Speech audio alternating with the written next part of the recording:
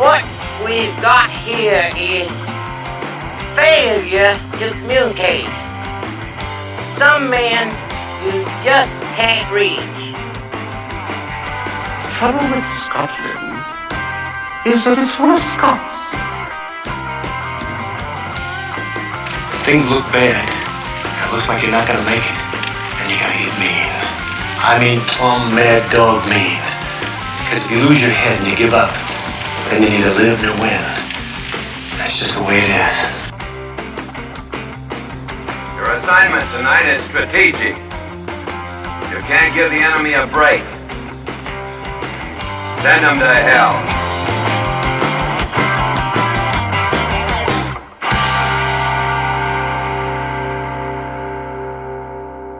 No bar, no pinball machines, no bowling alleys, just pool. Nothing else.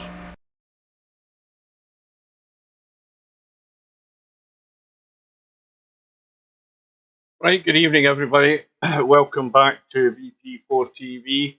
Albinario is awake, that's good news. Welcome to Mark. Welcome to anybody else that's watching. We're about to go ahead at the top of the hour. We've got 5 minutes to go. And we've got A big showdown tonight. This might be, and let me just double check. We had an update today as well. That's the other thing to mention. On the support page under the change log, the list is fixed bug in Honolulu, not force call where missed call did not work. Well, the missed call does work now, I can confirm that. Added international 8-ball rules, I haven't looked at that because I'll probably never play it. And fixed the break box for the league. Well, we'll find that out on Saturday. The news as far as my team goes is Matt can't be available this Saturday or next Saturday. So now I'm looking to fill that spot for Saturday. So we'll have to review that. So let's bring up the bracket and we'll have a look at the schedule.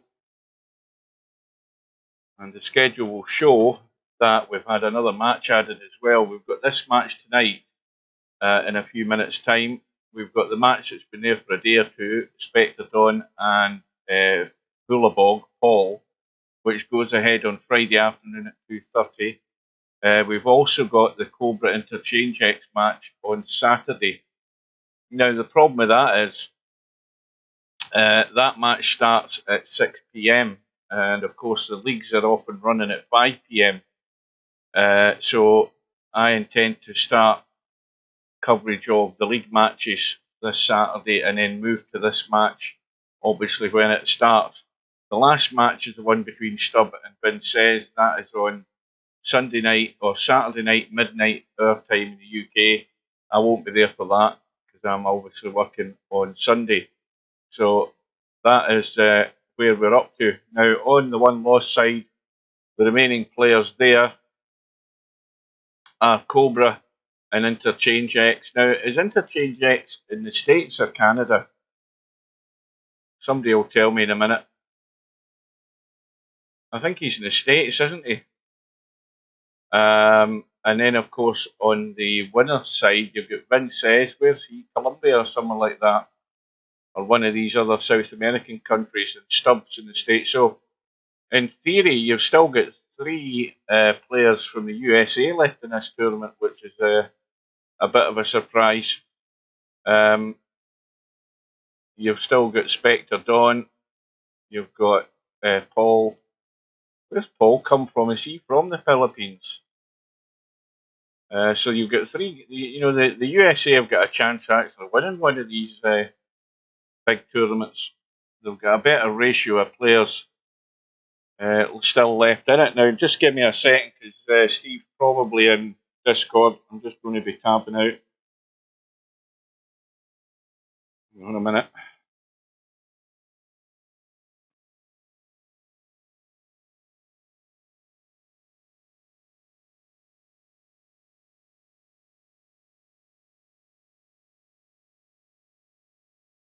Tonight's one-loss side match is Albinario versus OnePocketSlim in a race to 13. Your commentators are 9Bold.com and Super Admin. Give the stream a like and subscribe to join the chat. Well, good afternoon, good evening to Steve. Good evening. I was just looking at the bracket there, Steve. You Yanks have got a good chance of winning this event because you've got three guys from the States still left in it. That's a bit like a rarity. That's actually very rare that you've got 3 players from the USA still left in the event. Well, Stubb is playing a little better, and Interchange X is playing a lot better, and Slim is hanging in there. Hopefully he can get this match. Yeah, well, the good news is Albinario was in the chat in the stream, so he's confirmed he's actually awake. He might actually be talking in his sleep for all we know. Proof of that will be if he actually shows up the room. So, I mean, do you think OnePocketSlim's up for giving Albinario a better game than Larry did last night? I do. You think Albie's going to overpower him? No, well, I mean, you never know. If Albin plays really good, it could be that kind of score. But I definitely think Slim give him a better game. Larry didn't play very good last night, and Slim, he's been slowly getting better. His brake stats are a little bit better than Albin's, and he's trying to play the right kind of way, play the right kind of safeties, and he's got some weaknesses in his game. Albin's stronger, definitely the favorite, but you never know. This is why we play him. Could we stand another hill match? That's what I'm thinking. This room's about to go up. It's very imminent. It's gone past the top of the hour. So it should be popping up right now. There we go. Let's get in. Get set. Welcome to Hair Pig.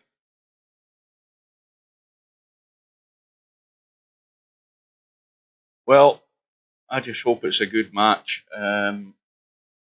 At the end of the day, it would be good to see Slim making that sort of breakthrough by taking out one of these big guys. And certainly, he's got nothing to fear and everything to gain.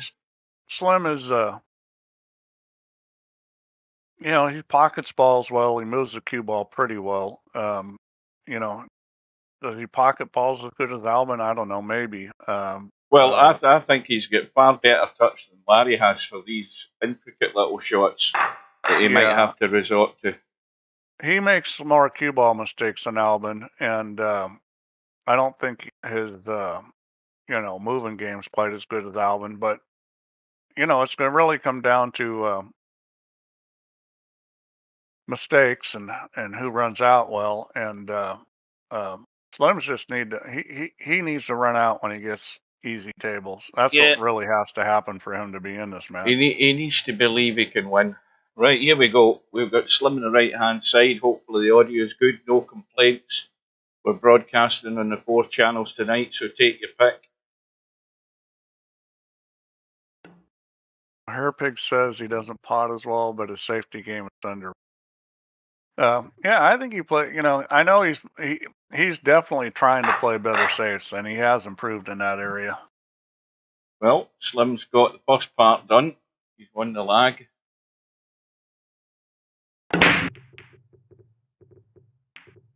And he looks very dry.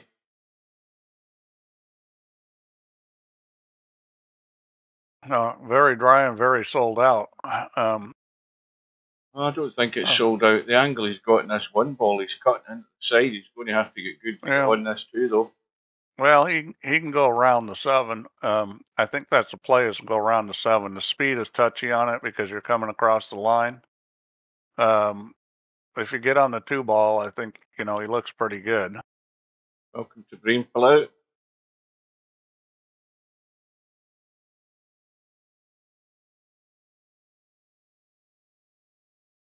So he looks like he's going to play safe.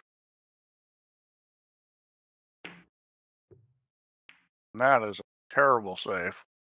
No. Right off the bat, I'm not sure what he was trying to do. I think he must have been trying to put on the 4 ball. I worry if Slim is going to try and use the 10 ball here, because this could easily scratch. Well, he's avoided the 10 ball. Nice shot. I mean, for a player of Albin's skill level to not be able to roll up on that 4 was a little surprising. Because, the difference between guys like Albin are they know where the cue ball's going. They know the line it's going to take, and he really misjudged that one. I think is he going to get a hit there? I didn't think he was going to get a hit going that angle. He spun the cue ball to try and make the angle, but he's going to be going for a second foul here, Slim. He should have properly nailed onto this 9 ball.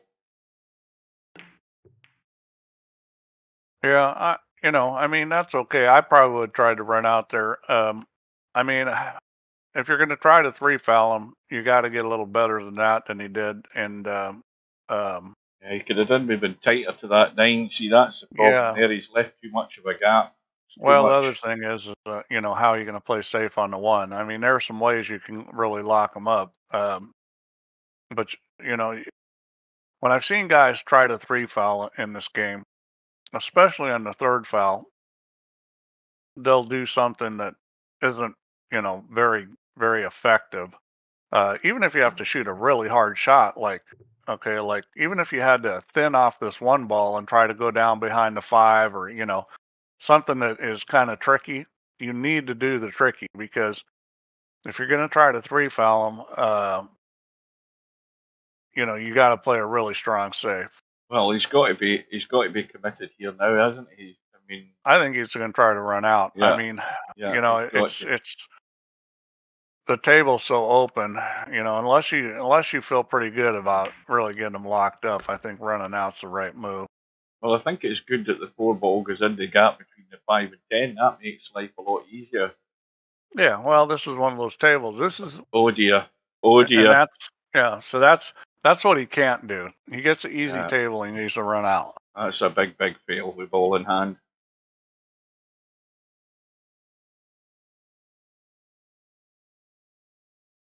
So Albie's just going to probably use a 3 here, and this is an easy little safe, and if you get it right, it can be pretty devastating, and that's pretty good. That's Well, pretty damn good. a little. See, the problem with this is if he does a little gentle massey, chances are he No, could, you don't want to do this. Yeah, he could bring You this wanna- out, leave it No, for it. you wanted to go to the end rail. You wanted to kick behind the 3 ball soft at that too, and try to knock it past the 6. You know that the kick was a way easier shot than the massey.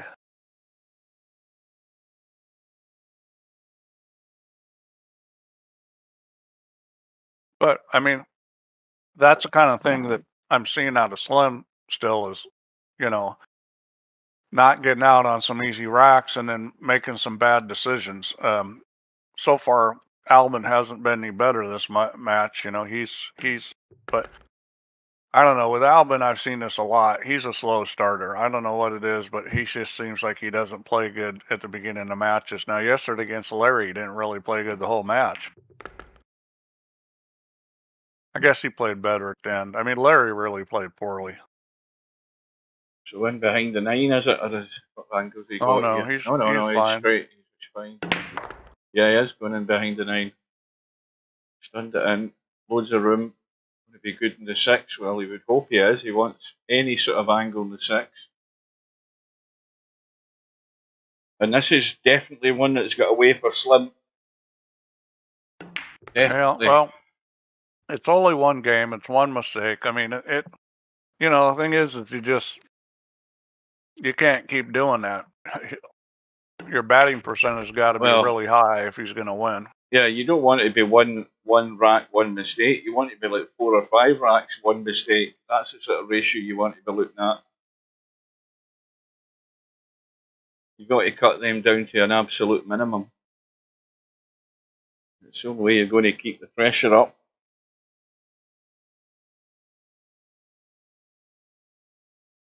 And he may draw this back to the side. Nope.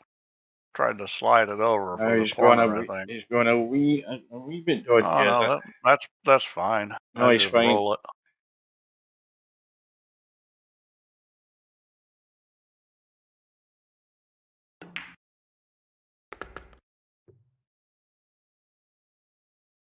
Yeah, Alvin's shown some vulnerability in this tournament. I mean, you know, he's in the losers bracket, and he's played some matches. The match he played yesterday, even though he won by a lot, you know, I really didn't think he played that well. Well, he's breaking for a 2-0 lead here if he can get the break working off the bat. And that hasn't really been great.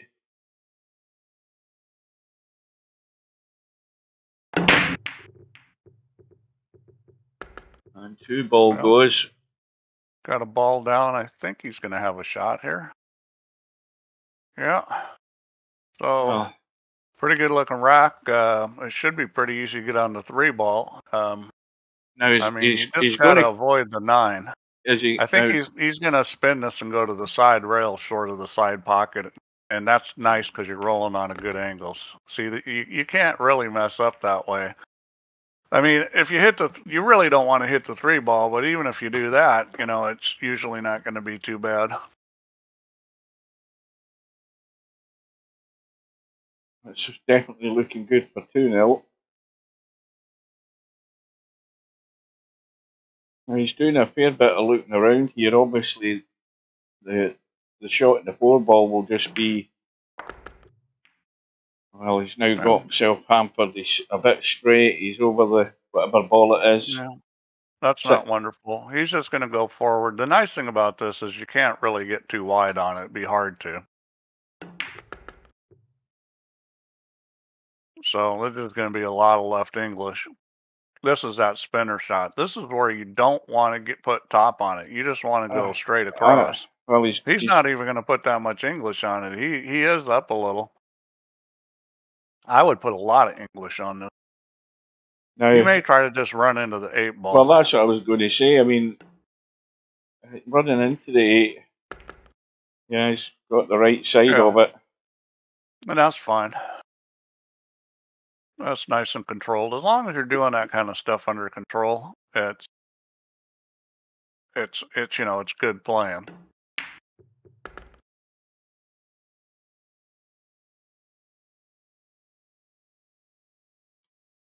Well, I think the rest of it should be elementary. Yeah, and Albin's making this nice and simple, which is, you know, kind of boring looking pool, which is how you want to play.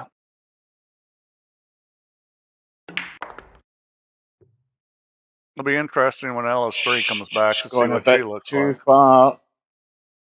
Yeah. Bit too far. Well, you can go up and down here if you want, or you can kill it. He's going to kill it.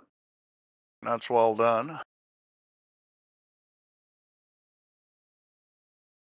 Yeah, think about the reason why it's hard to beat people that are better than you is because not only do they make less mistakes with the cue ball, but when they do make a mistake with the cue ball, they're better at recovering from it. So it's kind of a double whammy. Well, Slim's down 2-0, and he needs to make something happen. Oh dear. And that's not the way to make something happen. Oh dear. And look at the table. Look at the table. 3-0. I guess I should have qualified that. He needs to make something good happen. Yeah. Not just anything happen. No. I think he got a rotten kick there. I didn't see how it went in, but I think he got kicked into the pocket. So, I mean, the critical shot's really the 2 to the 3. The 3 to the 4 is easy. You know, this is the whole thing, is getting on the 2 in a way that you can get up table. And I like leaving some angle on it. He may try to get straight in on it. I don't like going 3 rails. I don't tend to agree with you that the 3 to the 4 is particularly easy. I mean, the 4 is out there. It's just interfered with that 10 ball one way or another.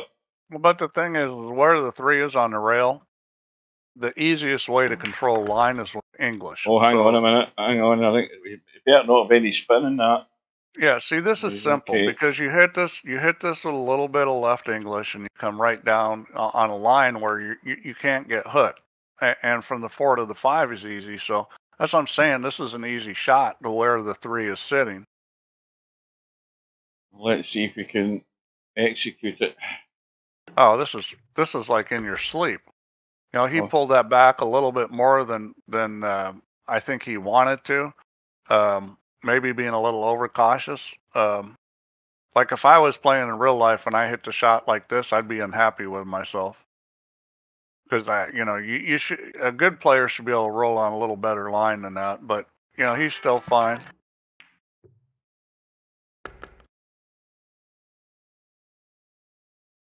Well, she's a bit tricky as well. Just got to be careful what he's doing with the cue ball. All he's got to do is make the ball. He put a teeny bit of right English on it.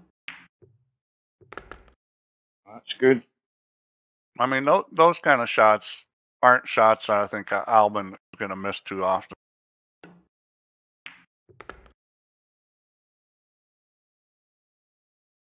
Yep, Cobra, you're right. Nice and simple. Well, this is a nightmare start for Slim.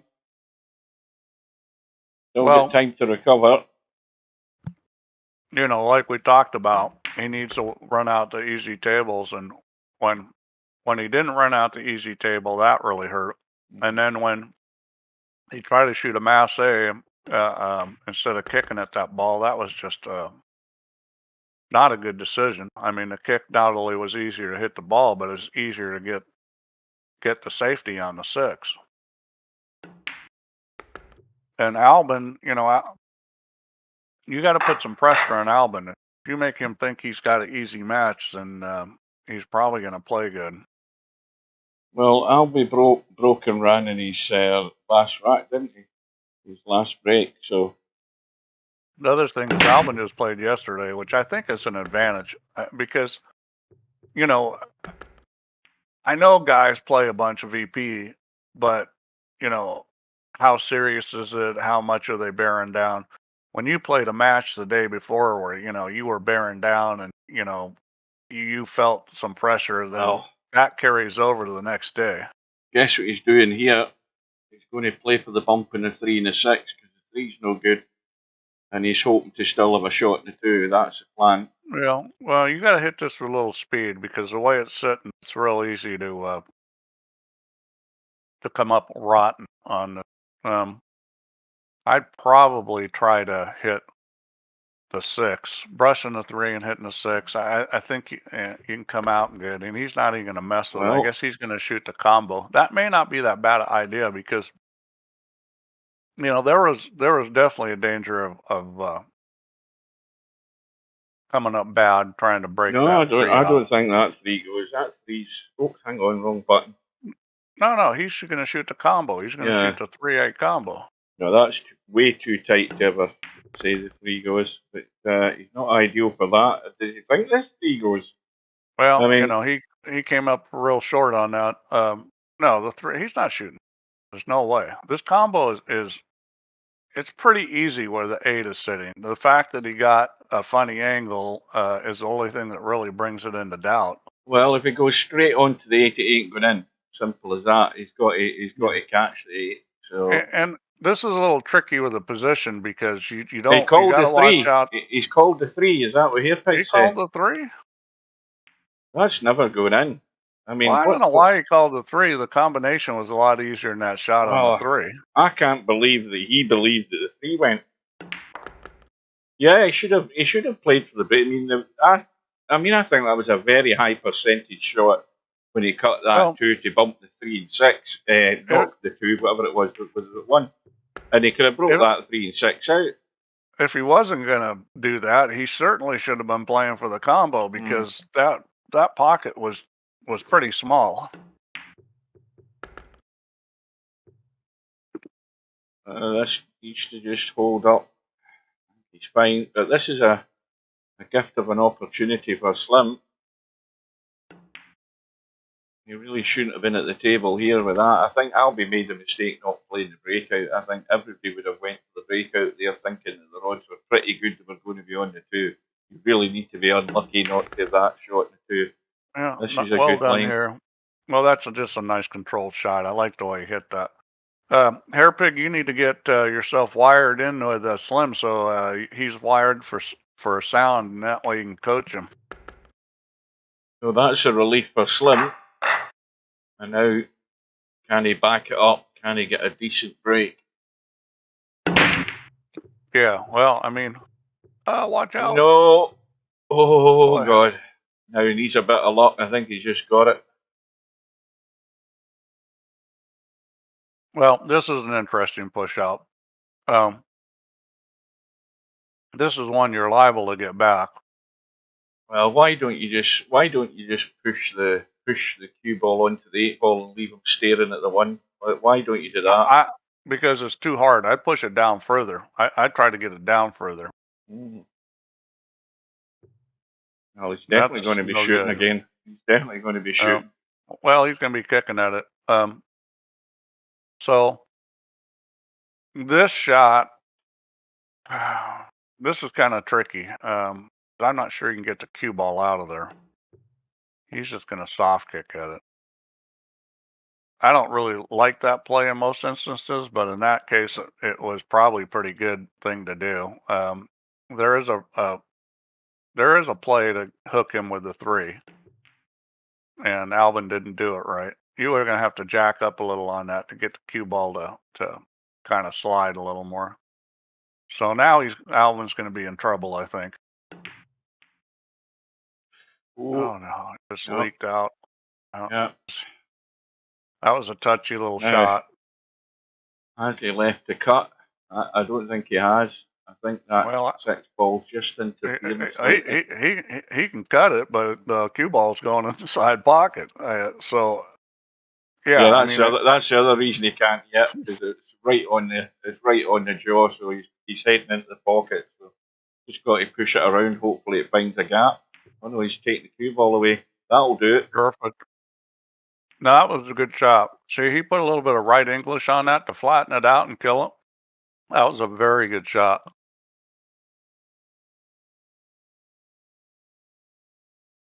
Now, that's a shot you won't see most guys in VP play. That was really well done. And good kick, but he's going to sell out. So, Slim wins the safety battle, and now he's got to finish the deal by running out. Yeah, this is the type of stuff that at this stage in the tournament, and if you're going to progress, you have to be doing this type of thing here now. Well, I think Airbig's right that Slim's safety game may be underrated. He's played some real nice ones. He's made some mistakes, but he's made some really nice safety shots. So if he can win a safety battle, he's got a chance. But it's all going to come down to running out tables like this because. Yeah, so I mean, you can win as many safety battles as you want all night, but if you then can't run the table when a table's like this, when all the balls are there, then it all comes to nothing at the end of the day. You've got to capitalise on them. Well, every one of these kind of tables, you don't run out's a 2-game swing. Yeah, it definitely is. Yeah. And that's perfect. He'll just come down and shoot the 6 in the side pocket. Well, this is still it's still a test up. Now, one thing you got to watch out for is the side pocket. And he just took it completely out of play by hitting it with inside. Yeah, because even a low angle, not only can you scratch, but you can also hit the tit of the pocket and bounce back up the table and not have a shot on the 6.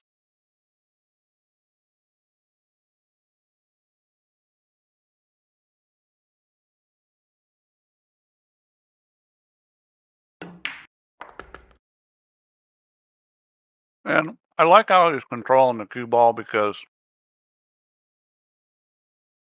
it looks very measured and under control.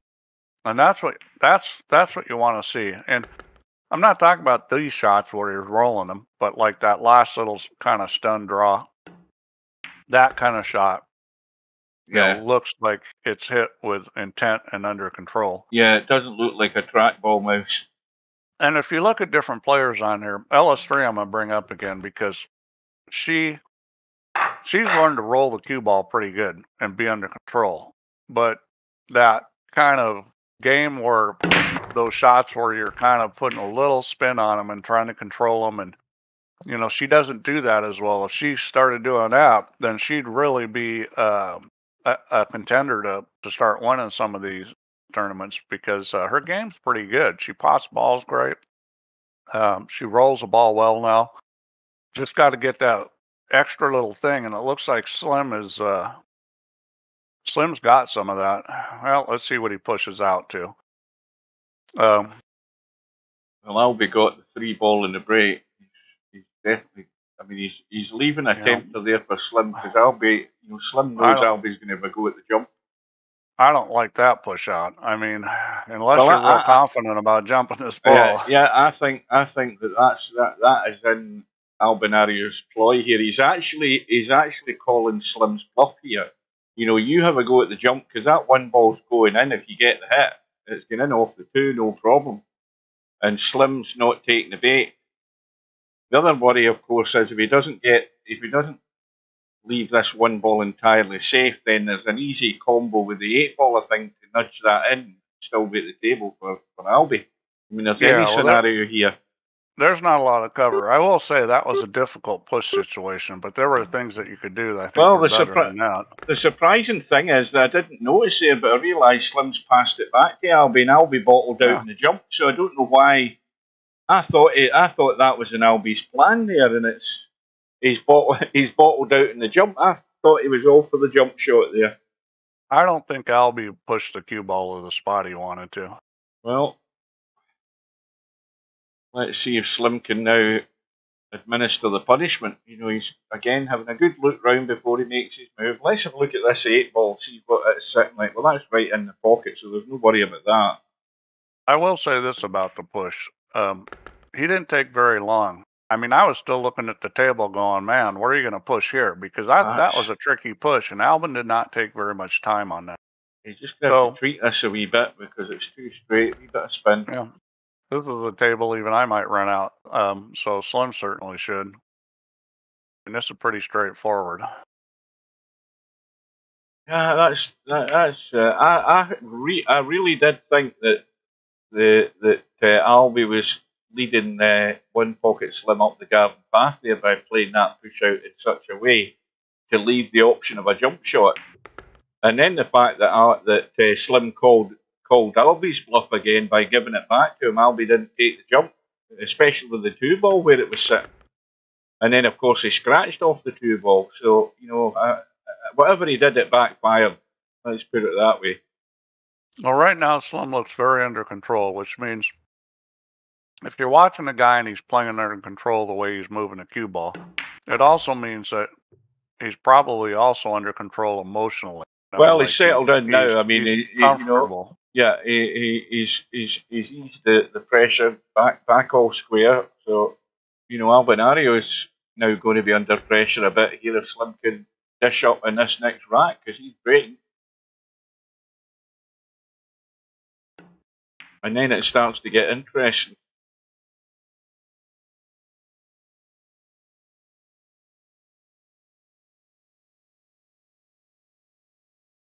Now, why is he looking around here? All you're doing is pot the 10 ball.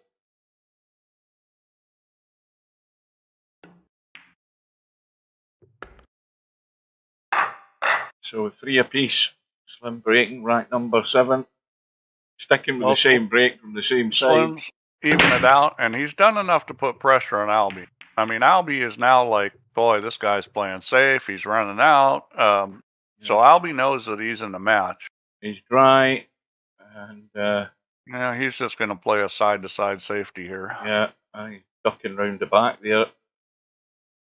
He's got the Great Wall of China. This is just all speed on the cue ball, getting the speed right.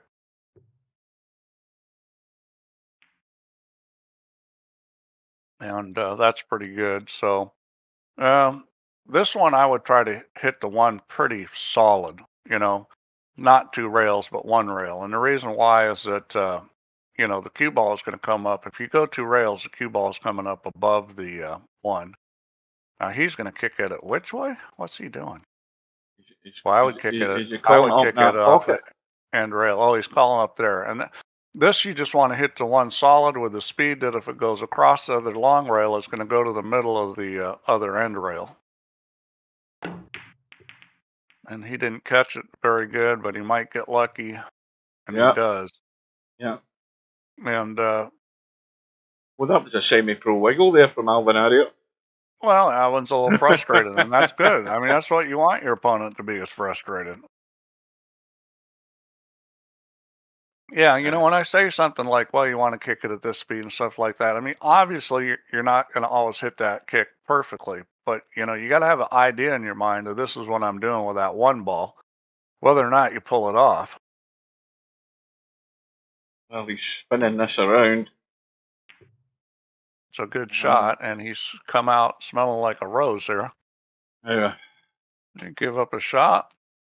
Nope. Well, I think you might be able to make this off the rail. He's not even going to mess with it. He's going to kick it that way. And this shot's actually pretty makeable. It would be easier if it was a touch closer to the end rail. I would always play this 2 rails because you want the cue ball to come out. And he hits it hard, which, you know, that's a play where you're just really trying to separate balls. And this looks like it's going to be 4-3 Albin. He gets this This ball is down. I think the rest of the table is pretty easy. yeah. Now, if 3 doesn't go past the 5, obviously the 3-7 combos the shot. Yeah, he'll play for that. I mean, there's no reason to do anything else. It's, you know, the 9 ball's far enough away, it's not an issue.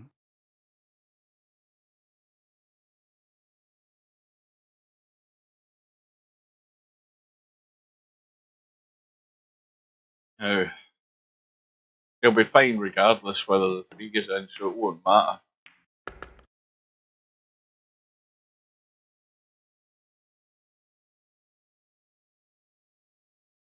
Now, I think he's really got to try and get right up the table here for this to be comfortable when he's playing it. But I know I know the 4's over the pocket, but I would much rather be further up the table. I wouldn't be doing this though. I think he's okay. Well, you know, people VP leave a lot of distance. You know, they can get away with it. I don't like drawing this. I would go forward left English, go 2 rails here. I think this But would be far you know, easier if it was over in the rail or down in the bottom rail. It'd be far easier. well, the reason I like left English here is, you know, the draw shot's not particularly controllable. I mean, the left English, you know, you just got to get the speed right. That's all. I mean, and if you shoot that shot a lot, you'll get used to the speed because it picks up speed off the rail. He decides to come straight down, and that's fine. And that's a good shot. Oh, it's still a test. This. Yeah, it would have helped if he didn't hit the titty. This is like a 6-ball cut shot that he had in that match that we know about. But he's a lot closer to it. I didn't say forward. I said English. Not much top. Almost none. Just enough to get it to go into the rail. You're making that go with English.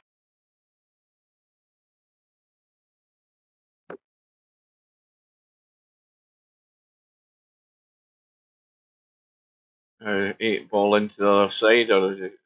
What's he doing? He's just dropping through for 8 ball on the side or up top. Oh, he's going to no man's land here. This ain't good. He's left this a little funny, which is you know, this is not good. where you want to be. That's not a shot you should miss, but I mean, it's certainly more missable than if you're straight in on it.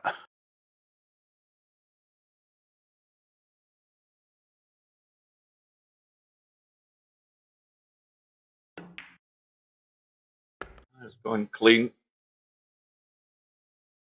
No problem in the end.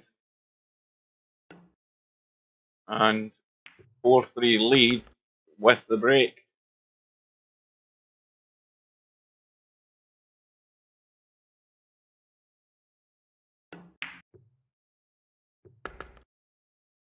So last night I was watching Roland Garcia playing in this bar table tournament, giving up the world to guys. And I think he ended up winning. I fell asleep before it was done. But he was playing a 13. He played a guy that was a 5. I think in the finals he was playing a guy that was a 7. And he was playing good. I'd probably be, if I was in that tournament, anywhere from a 9 to 11, depending on who was handicapping it, what was going on. And I'll tell you what, the way he was playing, I wouldn't want to play him. He was just running out and running out and running out. I mean, it's a bar table, but still. I mean, he made very few mistakes. At one point, I saw him run like, I don't know, 7 racks. He was playing good. Airpick says Garcia won the tournament. He's a good player. I mean, I haven't ever played him, but he's a good player. I've watched him play before. That's the first time I've seen him on the bar table. He's got a pretty scary game on the bar table.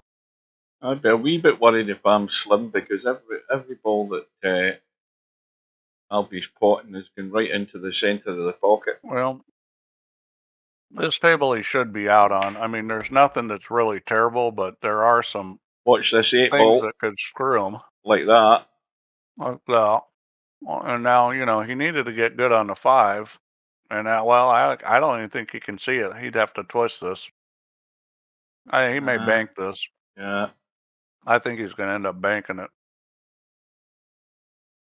So it's really critical you get pretty good on this 5, although you can be on either side of the 6 if it comes Bedhead's down. late to the party. Bedhead's here. He's here to root on his fellow Swede. That's perfect. Good speed, and not as well done. So he just solved the problem. I mean, this is trivial from here. Now you can just nip back out into the table slightly. Oh, it's back to square one for Slim.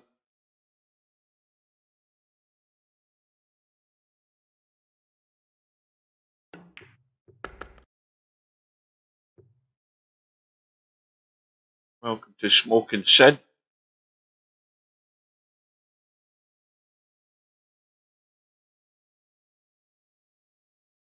Where's Larry tonight?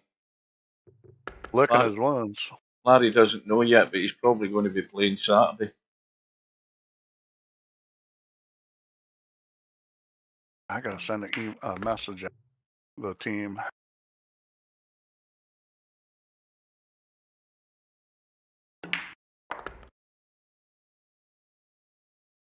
So Slim, again, under a little bit of pressure in his break.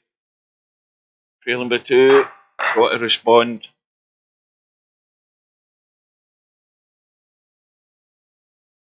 Bedhead, can you play this weekend? Do you want to play this weekend? You are playing this weekend?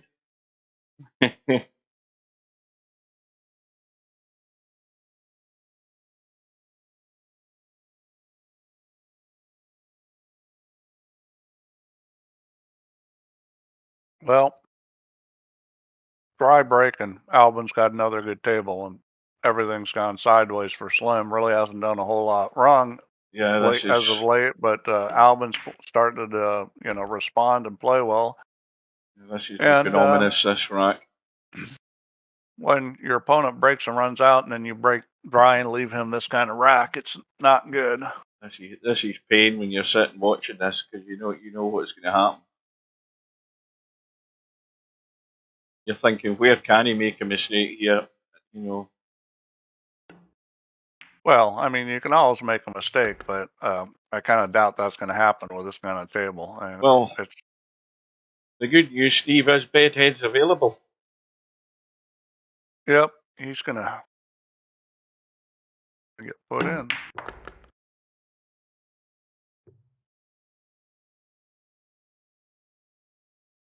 You ever use your events tab on your profile page, Hugh?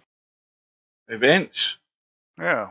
You got an events tab. Yeah, you mean the box up in the top left-hand corner? That tells you that the 9-ball league's on Saturday when you come online. Is that what you mean? No, I mean on your profile page you have an events tab. It shows the events that are active and leagues on there. So if you want to get to the league page, you just go to your profile, click the events tab, and then click on the league. I've never done that. All right, so Chimpy's still in. Bedhead's in. And I'm putting Brainfell out in. Hopefully he can play. Now there's a name I don't recognise. Are you there, Brainfell out? Brainfell out. I want to put you in. He was there earlier on, yeah. Uh-oh. I think he put loads of English on that to spin up the right side there. It's cost him. Now, who is Steve Warner in Virtual Pool 4? All right, so Brainfell out, you're in, and Bedhead's in, and then Chimpy. So you 3 guys are who's playing on Saturday. Welcome I'm sitting, and Preacher's sitting, and Semi-Pro is sitting.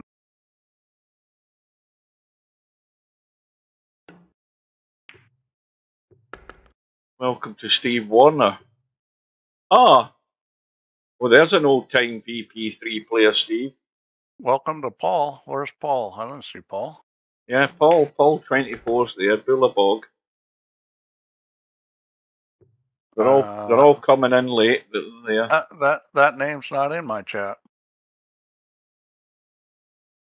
Well, if you look at the on screen, you'll see Paul is there. There he is, Paul. Let me see. Okay, yeah, it is here. Here, I'm just blind. Hi, Paul. Your countryman won a tournament last night, Roland Garcia.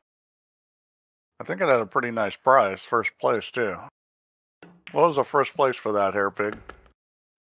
I think it was $25,000 purse. Well, the mistake by Albie can be redeemed here on his break. Well, it was probably at least 8,000, maybe 10,000. Well, he's going to have to come up straight away. Oh, what the hell happened there? He scratched. Never even noticed that. I was too busy looking at where the 2-ball was finishing, and he scratched. Well, got trouble with a 6. Just got to deal with that. Well, then the plus of Calcutta, although a guy like Roland Garcia is probably not buying half himself into Calcutta. Paul's asking what tourney was it? Well, it was some Jersey girl something or other. Jobs in Tennessee. It was a bar table tournament. NS War. You must remember that name, Steve. Oh yeah, I know NS War. Long-term virtual pooler. A veteran of virtual pool. As old as Larry. Well, and myself. This 6-ball goes off the 9. See if he decides to shoot it. He probably won't, but it does go off the 9-ball. No, I don't think he's going to entertain that. I think he's going to try and nick it and duck up table and leave it behind the 9. Yeah, he's going for the more subtle approach. And that was well done. Tucked in there good. He did leave a cut at it though. I mean, if this is me, I'm shooting at that 6. I think there's enough ball to make it. Now, why is he calling it off? Is he kicking it into the 9 to try and call it the 6? That's what he's done. Yeah, but you almost have to get lucky to make that. It's not sitting good for that. I mean, there's a very small. It's going to go to the long rail above the side pocket, is it not? Oh no, it's going to come up short. I mean, you'd almost better off just trying to cut it in than you are coming off the 9.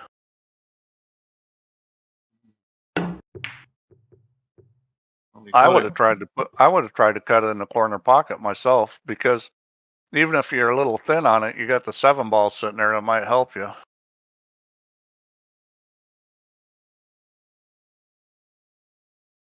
Yeah, I tend to agree with you here, Pig. I think he'd have been better off. I mean, I agree with Steve as well. I mean, he could have went for the cut.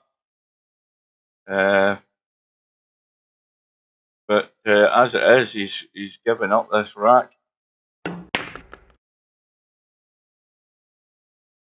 Yeah, those kind of little decisions like that, they can add up and make a difference. I mean, the other play wasn't maybe a real high percentage play, but it was a higher percentage play than one he chose.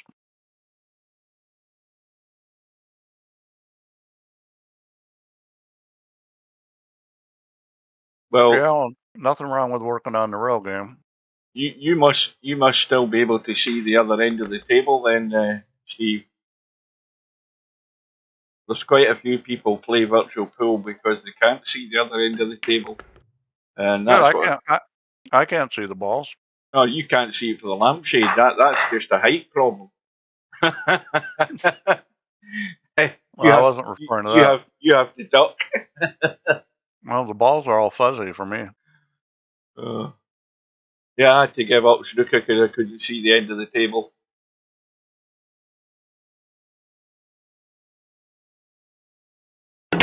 So back to square one for the third time, I think, now for Slim, but he's been done a favour. No, he hasn't, because it was Slim break. My bad. Well, and he's come up dry again. Well, and you know his break percentage has been pretty good in this tournament. It's not going well for him right now. Yeah, it's probably slipping a bit so far. So the obvious thing is get up the table and play the combo, or does he try and? I mean, there's no point in getting below the two. I don't think you end up with a combo up top. No, I mean you could try to get behind it, or you could play it in the corner or side pocket. But from this angle, the only way to do it is to twist this up with a lot of left English. Well, you can from here get over there behind the two ball if you want, and if you run behind it, you've got two pockets to choose from. I don't think Albin will do that. I think he'll play for the combo. Well, you're the only one that enjoys watching and listening to us guys, because the rest of them don't. They tell us often enough.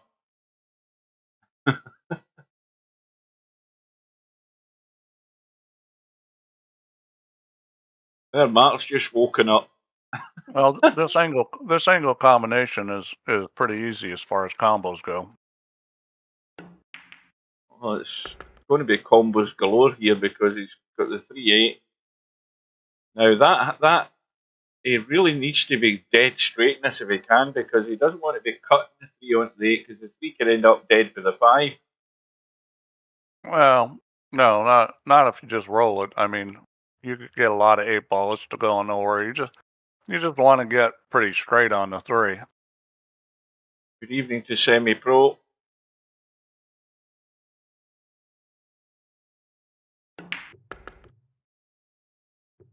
I think this is going to be pretty good.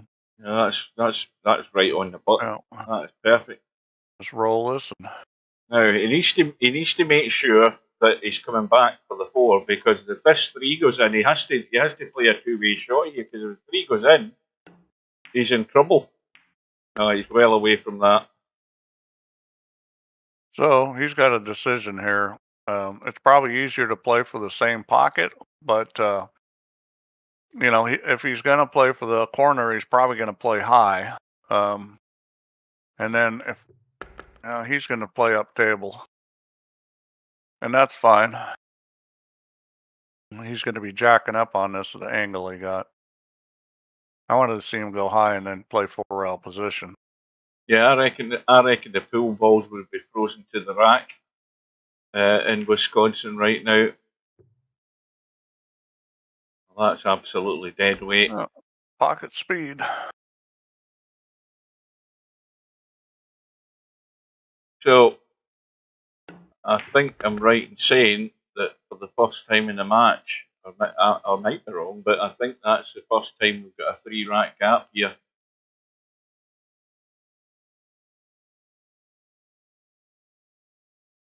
No, it was 3-0. Was it 3-0? Yeah. Ah, right. That shows you how tired I am. Now he's going to tied him at 3-3. He's going to bump the 10, or is he? I think he's going to play the 10 into the same pocket. Is he trying to nick it back? Well, if I was drawing this, I'd play it in the other corner. I'd hit it so it came all the way across. Yeah. He's playing on the side. I would have drawn that to the side rail and then back across and shot the 10 in the other corner.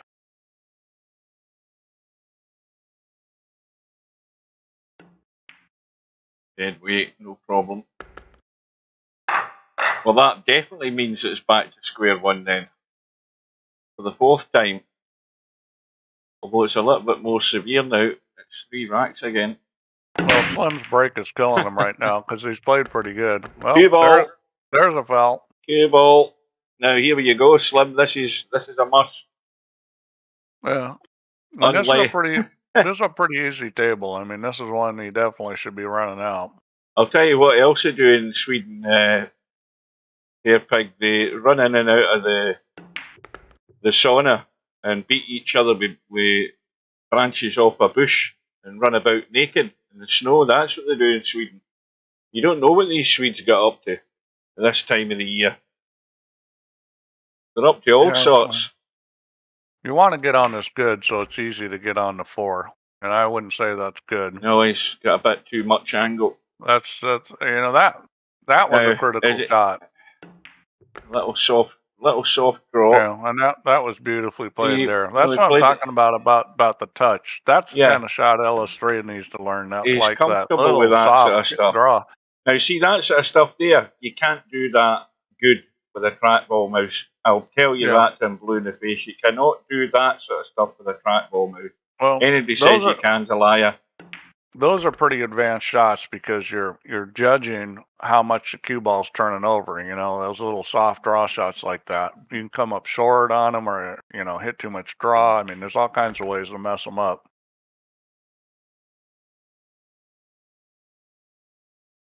Why you say that balls are frozen to the rack in Wisconsin? What game do you think balls aren't frozen? No, I'm talking about a frozen rock solid with ice. I'm not talking frozen as in stuck together, as in touching in the rack. You have to bring. It's the only place in the world you have to bring an ice axe when you're playing pool. This time of year. So Slim's redeemed himself by one rack, and he's breaking. Geez, Hugh, they're not living in igloos in Wisconsin. Come on. Oh, this isn't looking great either, is it? Where's the two ball going? Oh man, it's another dry break. His break just has abandoned him. Well, can't blame it on me. I didn't change anything. I left the break alone. Oh, I've only got your word on that, Steve. You might have been tinkering one way or another. Nope. Now, what's he trying to do here? Did he try to run onto the 5? Nope. He's got the hook. So that's a pretty good safety. He hasn't left good kicking lanes. He can kick off the end rail, and that's tough. He can shoot a mass A. Well, he can go 2 rails, can't he? He can go boom, boom, boom. He can actually kick off the rail right next to him. That shot's a shot that takes practice, though. Yeah, that's what he's going for. Let's see. You know what I'm saying, Hugh? He can kick behind the 5 ball. That shot's actually a shot that you can learn to hit pretty good, but if you haven't practiced it, it's very difficult. Well, he'll take that. That's not a bad outcome. I think Albin's going to shoot this. I don't know why you wouldn't. You could play safe, but I think he's going to shoot at this. You don't think he's going to use the 3 and just duck for cover? Well, hairpig, of course it is. But I'm used to it. I'm married.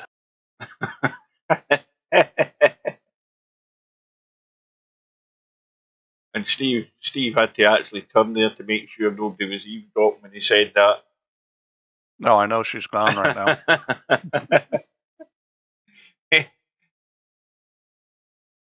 Now, what's he doing? Did he call a pocket there? Because I've completely missed what pocket it was. He should just shoot this. I mean, this shot is a shot that's not, it's a reasonable shot to shoot at. And where the 2 ball is, it's hard to not get a shot on it. Well, that's a great shot. He may have managed to. He put draw on that. I'm not really quite sure why he put draw on that. Like he's trying to control the speed of the cue ball. You're not going to in that situation. He's going to have to jack up and do a little spinner here. Well, and it's real easy to scratch here. The good thing he's got going for him is the 2's over to the side of the pocket. So anything in the center or the right side of the 2 has no chance of going in the hole. Just like that. Done. Very well done. Problem is, he didn't play position, so safety coming. If he thins his 3 good enough, he can get him on the 6-9. Yeah, got to get this right. Got it too thick. He hit it heavy. Yeah, he hit it heavy. Well, hang on, though. Get him on the 9. Nope. So I'd shoot at this, and the reason why I'd shoot at this is because if you miss it thin, he's gonna bank it. I'd actually cut this because you can get safe missing it thin. That's well done. He banks good. He lost the cue ball though. That's not really good cue ball, but he's okay.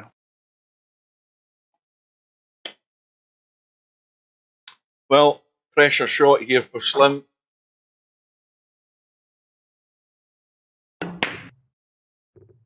nailed the bank. Now have a quick look at the 6. 6 isn't a problem. He needs to stay. He needs to stay by the side pocket. Basically, that's where he wants the cube on. Now that's perfect. Just a nice stun. Doesn't want to be interfering with the 8 ball though when he stuns this. He's left it. He's left it short. This is where you run into the 10. So you want to put some right English on this because you don't want to just clip a little 10. You want to get a lot of 10, and that's what he's doing. Yeah. Now that's just created a slight problem, although I think he's just going to dink through for the No, he's fine. Yeah. Just shoot. Well, you can shoot it in the side or you can shoot it in the same pocket. His choice. Bank tool slim. Probably easier. Big check in the cue ball. Loads of right English there just to bring it back into line. Well, Slim's holding his nerve. There's no sign that he's not choking on anything. Just playing the table.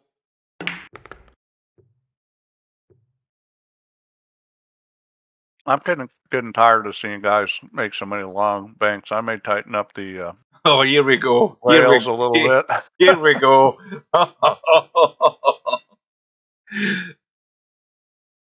Leave well alone, Steve. It's that bloody 9 ball rack you need to fix. That's the only thing that needs fixing. By the way, your favorite thing you say never happens in real life? I saw that happen 2 or 3 times last night just watching about an hour of that bar table tournament. Yeah. Right. Where's the Roland video Garcia? Roland Garcia. Well, you can go online and watch it. Roland Garcia twice broke and got like 3 ball clusters right in the rack. What, the 2 together and the 1 isolated? Well, I doubt it. Similar, a touch lower than what we're seeing in a VP rack. But Albie got what, the 3 and 4 there. And he's got to go the bank, hasn't he? I mean, this is asking to be banked every day of the week, this 1 ball. That's absolutely spot on. I should put shitty balls in. I remember the balls were so shitty at hard times. We had this tournament where they let us use the magic rack, the template rack. The balls were so much different size and screwed up that nobody was using the template rack. It actually broke better using a wood rack. Uh-oh. Is it going to get there? Oh.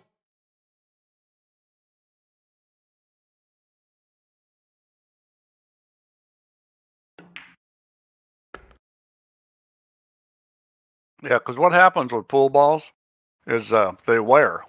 So the ball that wears out the most is the 1 ball because it's always getting hit all the time on the break, and also the cue ball. The cue ball and the 1 ball tend to wear out faster because a lot of people play rotation games, so the 1 ball is just getting the crap beat out of it. And, you go measure the balls and they're different sizes. Mm-hmm. Yeah.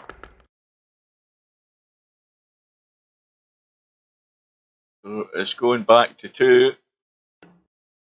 Now you just feel that there's a twist coming in this match at some point in the not too distant future.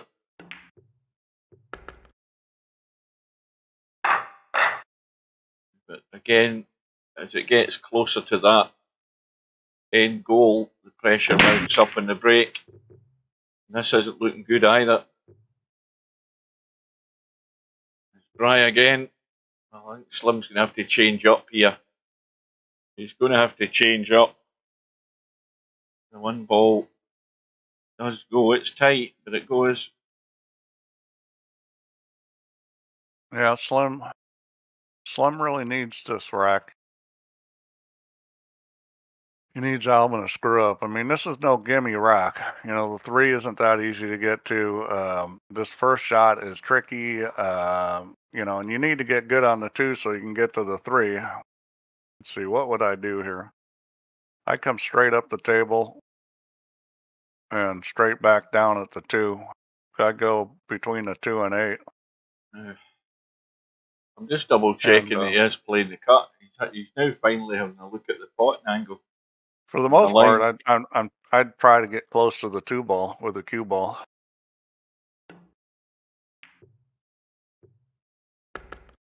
Gone He in. dinks it, and that's actually not bad. So he's got a shot here. He can come across and get on the 3-ball. Well, this You is know, this is one of those shots where, this is where, you got to be a good player and know where the cue ball's going because, you just got to get the line right on this.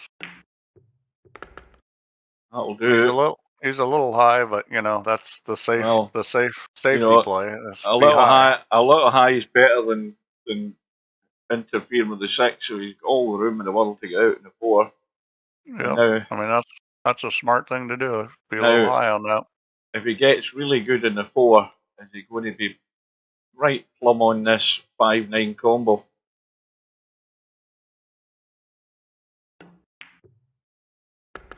Well, he was always going to have angle there on that 4-ball with that shot. So now you got to decide whether you're staying above the 7-ball or coming below the side pocket. If you are going to come below the side pocket, you're probably playing to run into the 10-ball. 2 rails into the 10-ball, and I think that's what he's going to do. Come off the other side rail and run into the 10. Nope, he's going to try to finesse it, and that's pretty good. Good enough. Yep, got a shot. That was a sweet little shot there. Let me tell you what. Got the shot. That was a sweet little shot there. You guys better be watching that because I'd be willing to bet not too many of yous are going to be able to shoot that shot. That was a lot harder than he made it look. Welcome to Coldest Pillow. Well, it's very likely to go back to 3.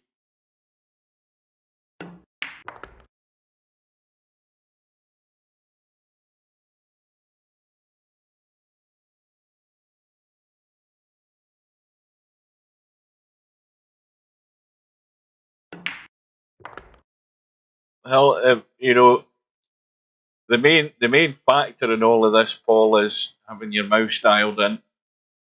That above everything else in virtual pool. That's how you do get comfortable and confident in executing shots.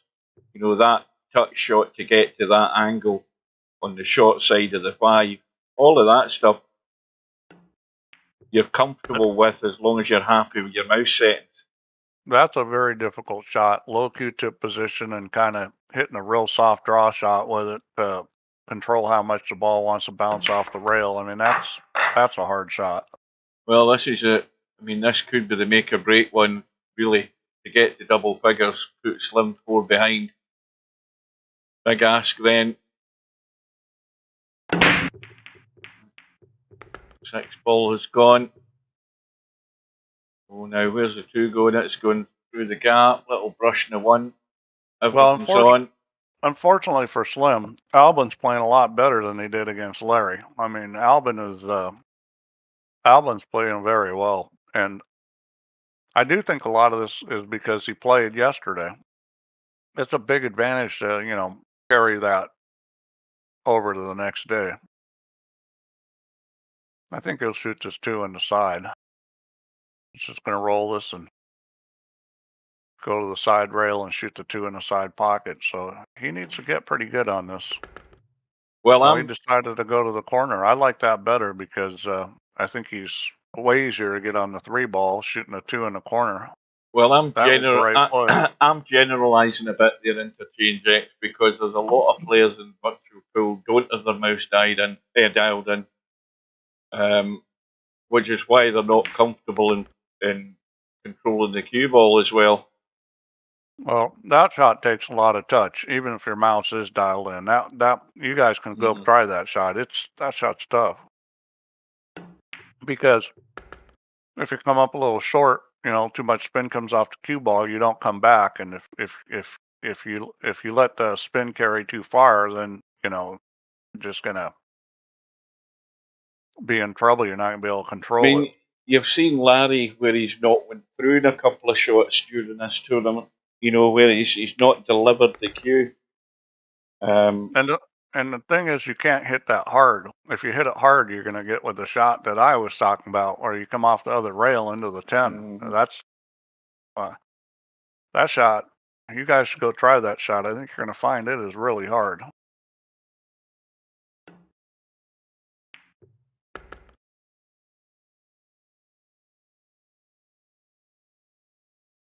So I like using mostly English here. He's going to put some draw on it. He's going to go above the side pocket, which I also like. If you're not going to come straight across there with English, you need to go above the side pocket, which he was, the line he was. I don't know why he hit it so easy. You know, hit that harder and just go all the way over above the side pocket. That was a little too cautious.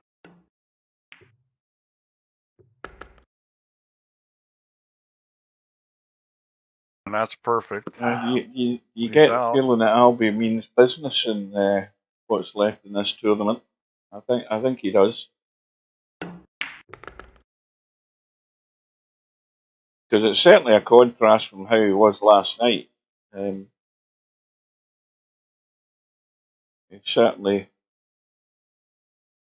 He's good for the money tonight so far. Again, I think a lot of us just playing 2 days in a row, because when you're just sitting there dicking around playing in these challenge rooms and stuff, you know, you don't feel any pressure. And Bedhead says mouse dialed in is mostly nonsense. Just set it up reasonably and don't change it. I just think a lot of people need to spend a lot more time just tweaking it. I will say Slim has played pretty good this match. He just well, I don't think he's done a great deal wrong, but I mean, he had a fairly early right at the start of the match, didn't he? Well, the brakes killed him. He hasn't. Yeah. He's broke dry so many times.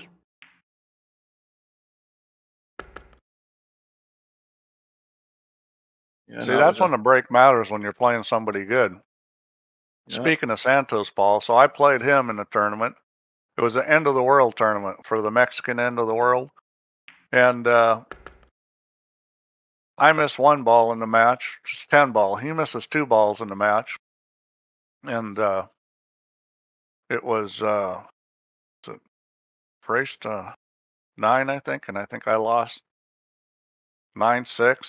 And I broke 6 times, and 5 times were dry, and the 6 times I made a ball, but it was a cue ball. In the meantime, he's making 2 or 3 every time he breaks.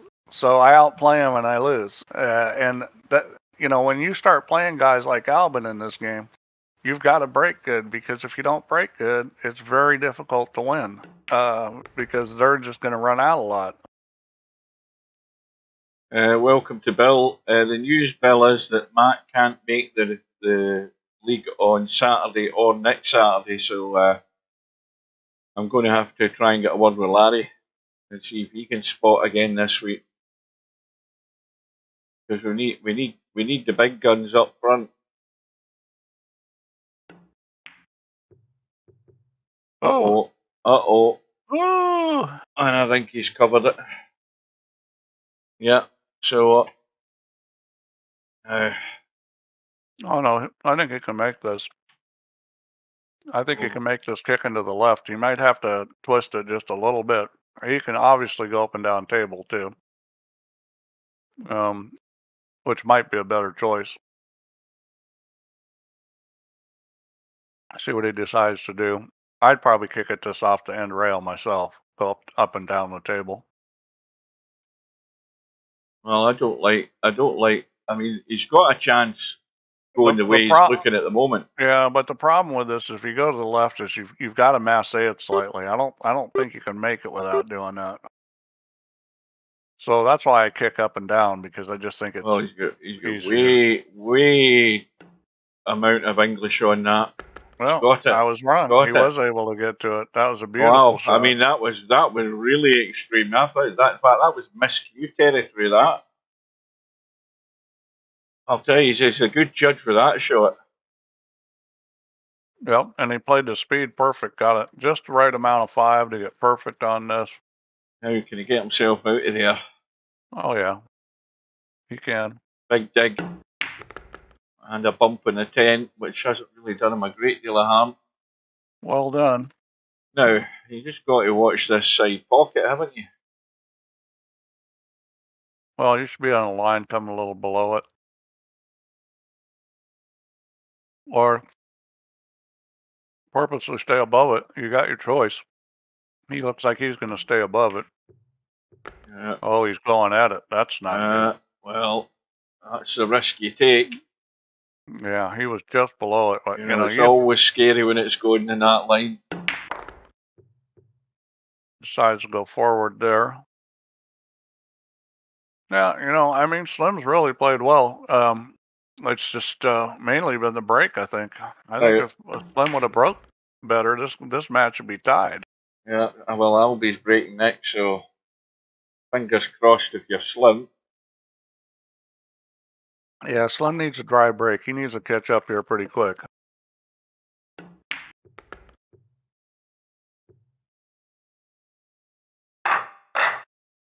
So we are an hour and, 11 minutes into the match?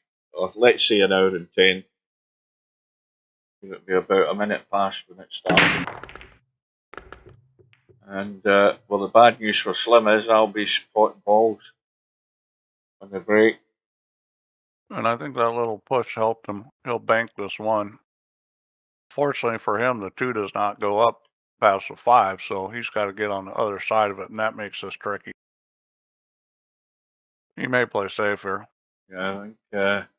Had a pretty good safe going. Put the 1 on the end rail and spin the cue ball up and try to put him on the 5.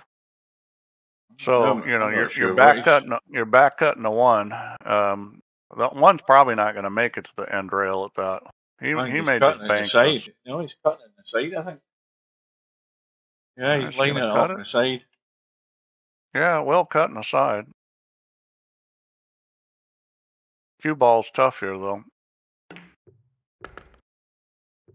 Now, this 8 ball's going to come in. No, it's not. It's going south. Well, he needed to hit the 9 ball. I mean, that was really his only chance coming around like that, was hitting the 9 ball. Because if he didn't hit the 9 ball, you know, he's either going to hook himself with the 8 or go in the corner pocket. Well, this is the first of a little bit of assistance that Slim's been needing, and he just has to back it up by taking all of these chances that he's getting as and when they come. Can't do any mistakes. Albin played really aggressively. That 5 and 8 were sitting in a pretty good spot for him to play safe and use those as blockers. Now, Albie's got a question there for you, Steve.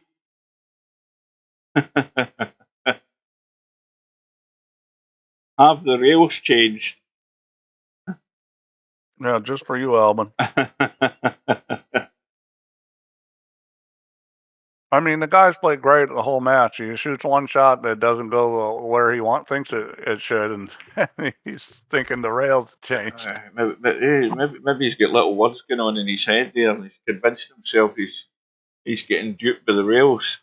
Yeah, it's a little psychosis going on, is what it is. And he's the guy in front.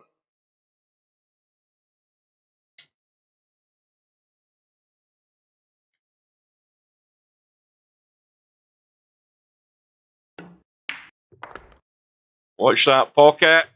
Oh, now's the test. This is not what he wanted. I know all those fancy psychology words too.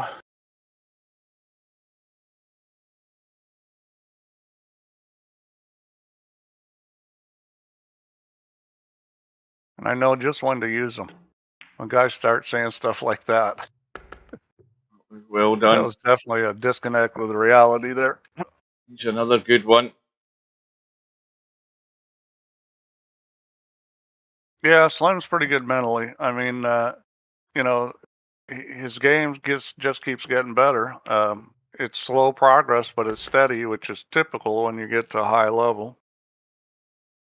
Well, needs a good break this time. Needs a good break. Break, ball, and a shot. Well, yeah. If you think you're never going to lose, you're really truly that confident. most people that say, I'm not going to lose and stuff, it's just, an Oh, overly positive attitude. They don't really believe it. And I'll tell you oh, how you can tell they don't believe it, because they won't bet. But when you see guys that think they're never going to lose and they're willing to back it up with money, that they really believe it, those guys are really tough to beat. And I've known a few of those. well, that 8-ball bumped the cue ball into play there because it was behind the 7 until it got that bump. Well, Now, this is his thing here. big bank. So he's got a shot. The 2 goes by the 10. He may decide to play safe here. We'll see what he does. He's going to go ahead and shoot it. And there's nothing wrong with this, but you better make it, because the safety's pretty easy. So if you're shooting this, you're like, I know I'm making this and getting on the 4-ball, because this could be the difference between winning and losing a match, shooting a ball like this. Yeah, big call, this one. Oh, he's caught the 10. And that's, that's a good result, though.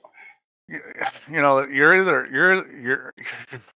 either look really good or you look really bad, because he had just the simplest safety in the world to put the 2 between the 10 and 6 and hook him with the 6-ball. I wouldn't have shot at that in that situation unless I was really feeling good about, my game. Santos has a rival nemesis here. Name's Eduardo Villanueva, a local house money player here. They had good matches and they are same level. All Filipinos are about the same height, short and shorter.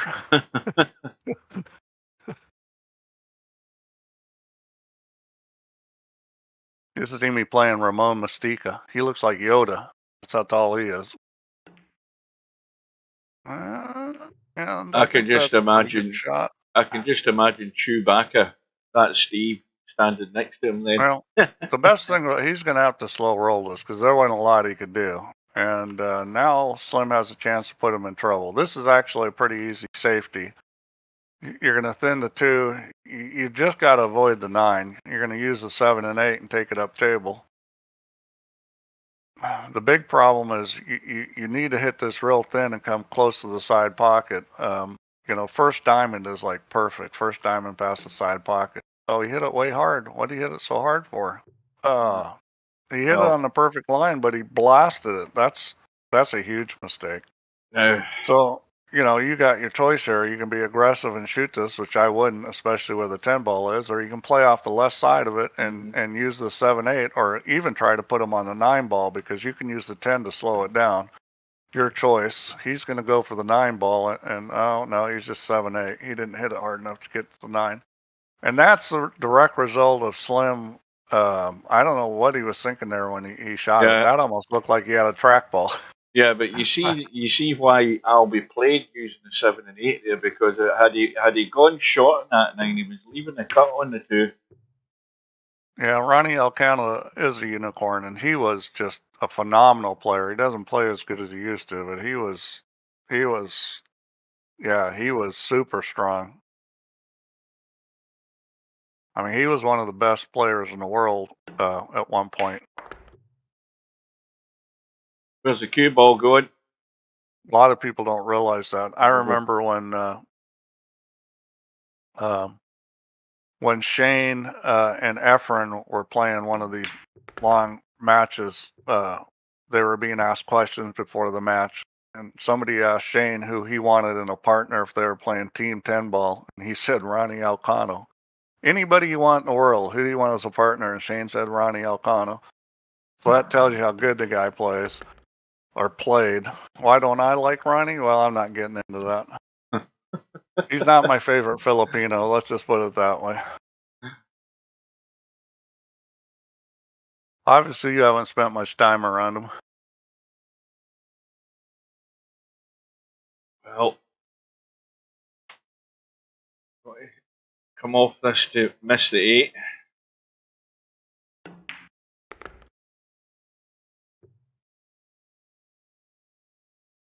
Yeah, he's going to be 2 away in the space of 45 seconds. 5'9". Wow, Paul, you're like That's that's a like monster. You're a monster. Yeah, I mean that's like that's that's shack height for a Filipino, is it not? oh yeah, that's like he'd be the center on the basketball team. That's for sure.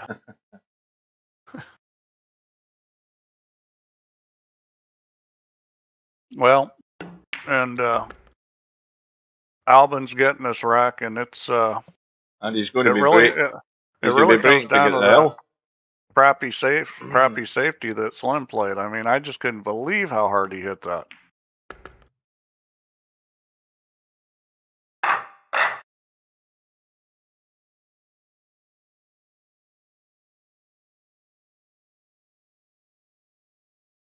Well, Slim needs a dry break. Point of no return now for Slim. Everything's got to go in his favour.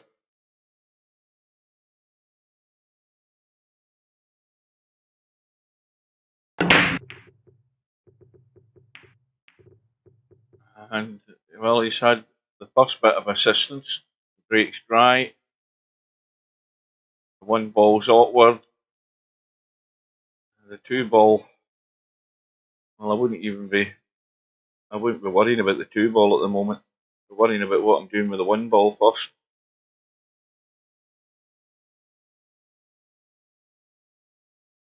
Yeah, well, that's one meaning of that word. I had to look that up because I knew the other meaning of the word, and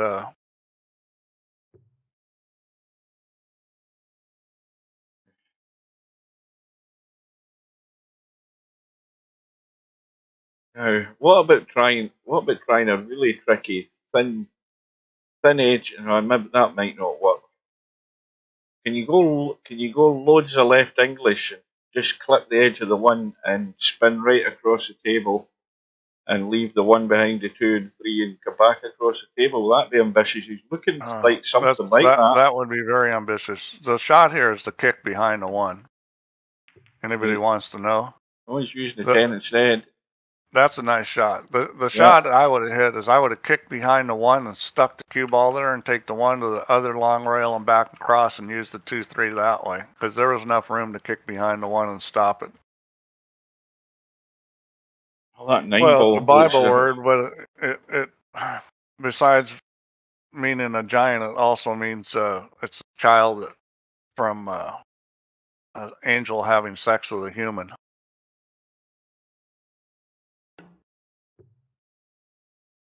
That's the meaning I knew. I didn't realize this also meant giant.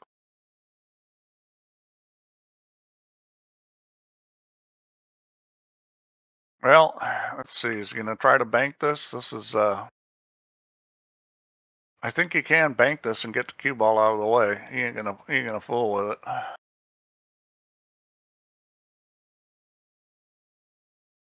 This is tricky here. This is tricky. This could go all ways wrong if he doesn't hit this good. Well, this looks good, though. This looks good. And he hit it beautifully. Yeah. Yep. Very nice good. shot there. Yeah, those kind of shots where you're jacking up a little and spinning it. Yeah, that's. Well, the 9 ball's been away big done. time here, isn't it? Oh, he can hit it. Yeah, he may need just to hold it up a little. And I think that's a smart shot with the 2 ball sitting there. So you want to hit this with a little bit of speed. Give yourself the best chance if you hit the 2 for it to go in. I don't think there's any nether world. Oh, he's going 2 rails into it.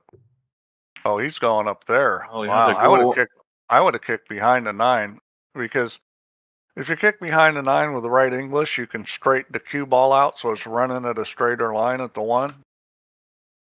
And that's a shot, that's a shot you need to practice. But if you watch a lot of players trying to kick balls in where they're coming back pretty steep angle like that, that's what they'll do a lot of times is they'll check it a little so they can get a straighter angle off the rail.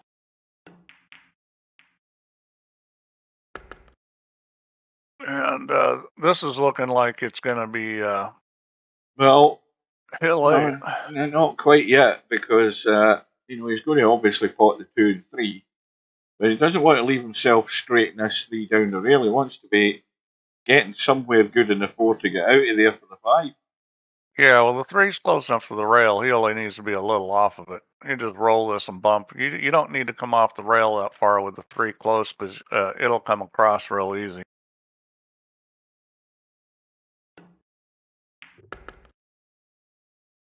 He's got Plenty the of angle. Yeah, oh, he's got plenty. You don't need anywhere near that much angle.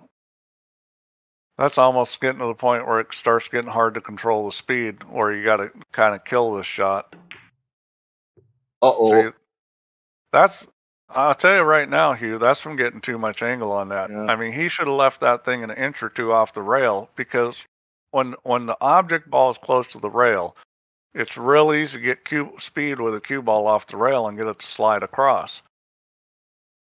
You know, Well, it's a huge difference between an object ball being frozen or being within the 1/8 inch of rail and an object ball being a 1/2 inch to an inch off the rail. There's a huge difference in how the cue ball reacts. well, he's got to cut this, and I think he's got to. Well, this is a little tricky. Got to watch this side pocket because he's obviously Yeah, up top. he may play for the combo. If you are going to play for the other side of it, you know, the simple shot is hit just short of the side pocket and go between the 5 and 10. He's going to just play the safe play. Straight across in the combo is a far better option. Oh dear, 4's not gone. Oh boy, and he was funny on the combo. I mean, that's really not where you want to be on that combo either. But he probably still would have made it from there. But I mean, he hit the 4 thick. That's why the cue ball came up short. Well, is he coming right out? Yes, he is. He's coming back, and this is no gimme.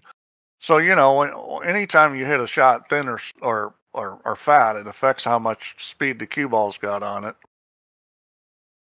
That's why you can get yourself out of line by pocketing a ball and hitting the wrong side of the pocket. Well, this is just make it and go back and forth. Yeah, he's got it. Yeah, he's got to get back and forth some because of where the. Oh, hang on a minute. Oh, dropping into the side. All right. Wow, that's a good shot because that makes it a lot easier getting on 7. Well, that was really tight into the side, but he's drawing this. I'd always go forward on this. I'd go forward and spin it over the other long rail short of the side pocket. Miscue. Oh, wow. Oh boy. Well, I'll tell you, the pool gods are acting funny here. Now, what do you do here? I mean, this is Andy's ended up leaving it safe. This is funny. I think what you do is kind of shove this thing out a little and roll the cue ball kind of towards the 7 and try to use the 10. Oh boy. Oh well. I mean. Oh boy. Well, I think that's more than a mouse fart. That's a brain fart. What a sequence right now. What a sequence right now. I mean, we've got Alvin miscuing, and I don't know if that was a miscue or a mouse fart or what that was that Slim had. What it is his ball in hand. That's the biggest mistake of all. Oh boy, that's a shame. I mean, this is going to put Alvin on the hill. I kind of doubt he's going to screw this up with ball in hand. Well, that's the first. The tendency's coming up short on this shot because you're close to the 6 ball, and he hits it perfect. Most players come up short on that because when the balls are close together, you got to juice it up a little.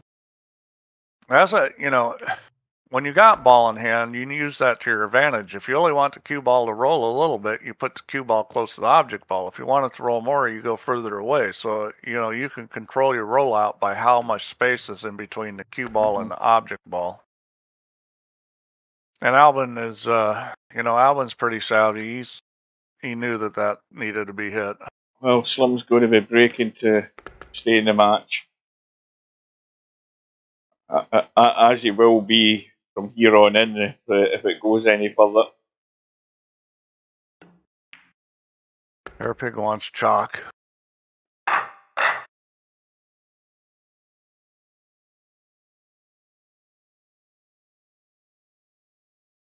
Well, this is kind of the last hurrah here. He definitely needs to win this rack. I mean, that's kind of Captain Obvious, but I'm thinking he needs to break and run out. How would you like VP4 to be like that Russian 3D billiard game? Oh boy. Well, he played the right shot, but the execution wasn't good. He wanted to put it behind the 6 ball. That Russian 3D billiard game, which is 8 ball, 9 ball snooker and various Russian billiard versions. You go in as a gratis player in there, and you get a block of chalk. Now the block of chalk you get has 50. It has 50 uses, and you've got to obviously chalk your queue every so often. And there's other chalks that you can buy. Would you like that in VP4 Hairpig? Well, I mean, if we did that, I mean, I thought about doing that where you had a consumable and stuff, and not having a mandatory $10 purchase every year. But I think But in that game, you can buy different qualities of chalk, ones that will last you longer, but you've still got to buy them using your virtual rubles that you have in that game. Yeah, it's just another way to get money from people. You got to make money, so come up with something. So put him on the 6 ball. That's what you want to do. That's no good. Not very good speed or line, but I think he's got him anyway. So, yeah, that was another one you wanted to be looking 6 ball. Maybe he couldn't get there where the 3 was. I think maybe that was impossible. But he's good. Albie's got a good chance of getting safe here. You want to hit this 1 ball pretty full and knock it around the corner and try to use the 210. Two That's ball. no good. Yeah, no, he hit up on top of it. Couldn't do that. So you would think that Slim will win this game. Unfortunately, Albin breaks next. What's Slim's nerve like to get this done? Because three balls the Slim- problem. Slim's nerve's pretty good. I mean, Is that's he? not his problem. His nerve's pretty good. I think he just Well, really, I think he's played pretty good this match. He just breaking's been tough, of the and pocket. he's made some mistakes too. I mean, Albin has played a little better too, but if he hadn't been breaking dry so much, this would be very close.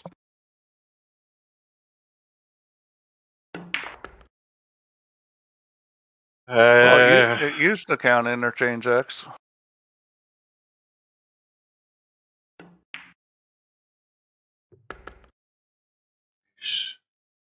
He's overcooked that slightly.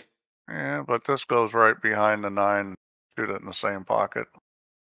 He'll just spin out.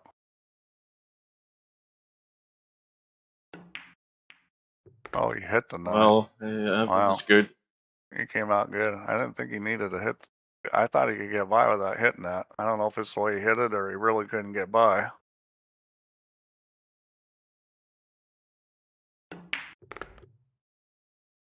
That needs to run. It needs to run. That's fine. Nobody worth their salt's missing this.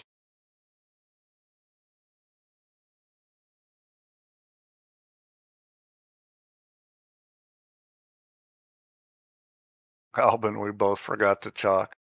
I love it. Well, and well, he did what he needed to. So now he needs some. Now he needs some give back from Albin. He needs a dry break. That's what he'd really like here.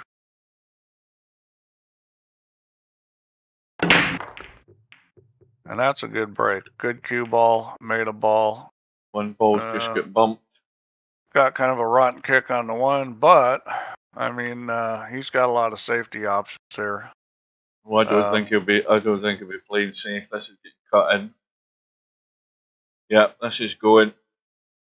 He's going for it.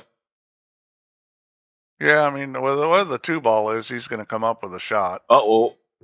But he didn't make the ball. Well, there you go, Slim. You took it on. You've got your chance. I mean, with these pockets, I've played a lot of pool on tight pocket tables.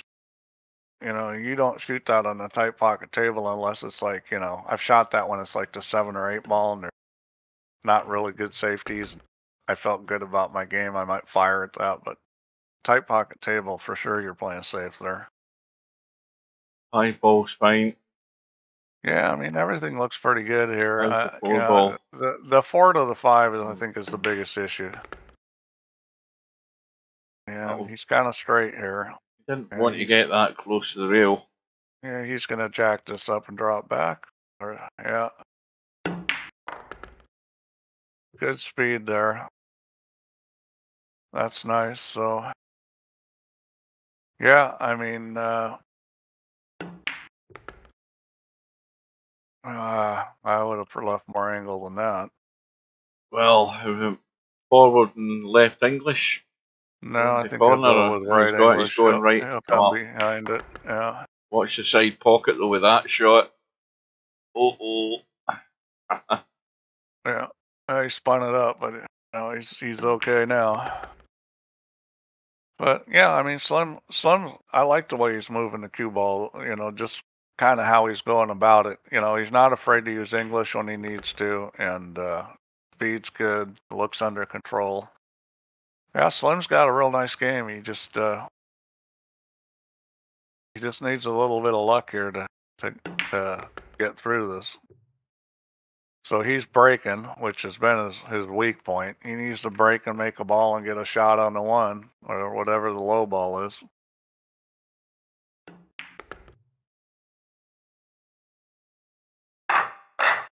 Right. Throw the guy a bone. So here we go. He needs a ball, and One he's got ball's one. gone. Something else And went. 7's gone too. Watch out, 3 ball. That's kind of rotten. He's going to have to. I don't know whether even digging into this can you get away from that 8 ball by slamming this in and getting a load of juice in the cue ball. No, I don't if think you so. were going to try to come around the table, I would bank this. I would bank this and draw it with right English. The problem is I don't think the 3 ball goes. You know, the only reason to do that is because you can't come up with a good safety on the 2. Yeah,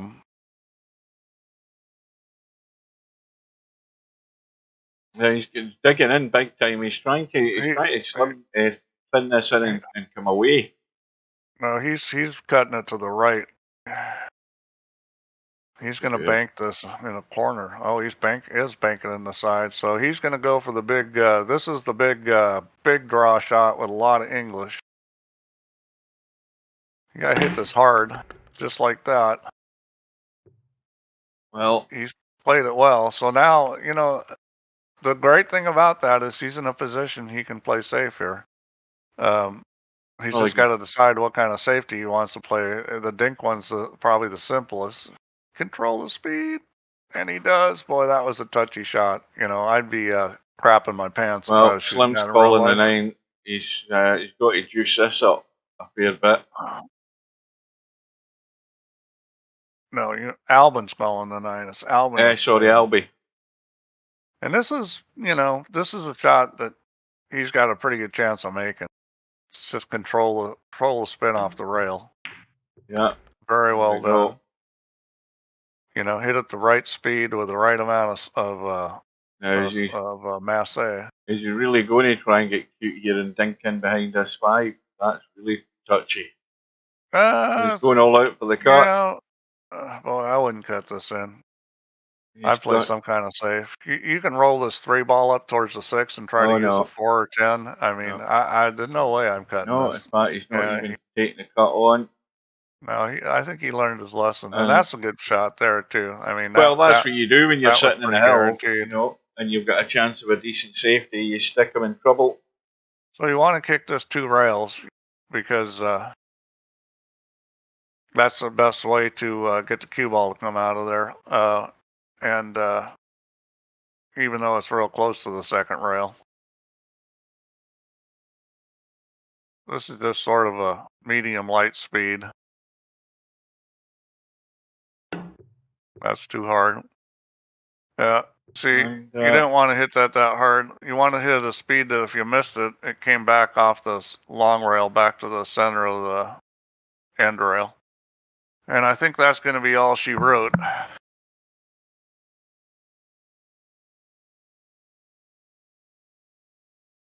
Hasta la vista, baby.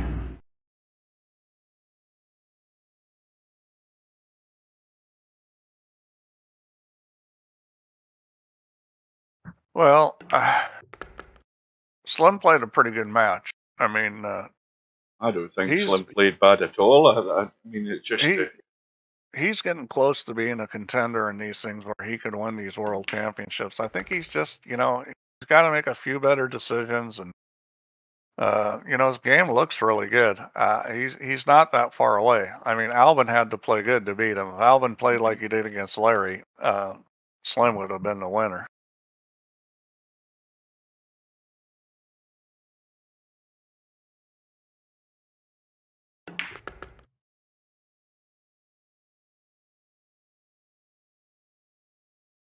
Yeah, I think Slim is going to win one of these eventually because he's been getting better, and I don't think he's that far away from being a contender.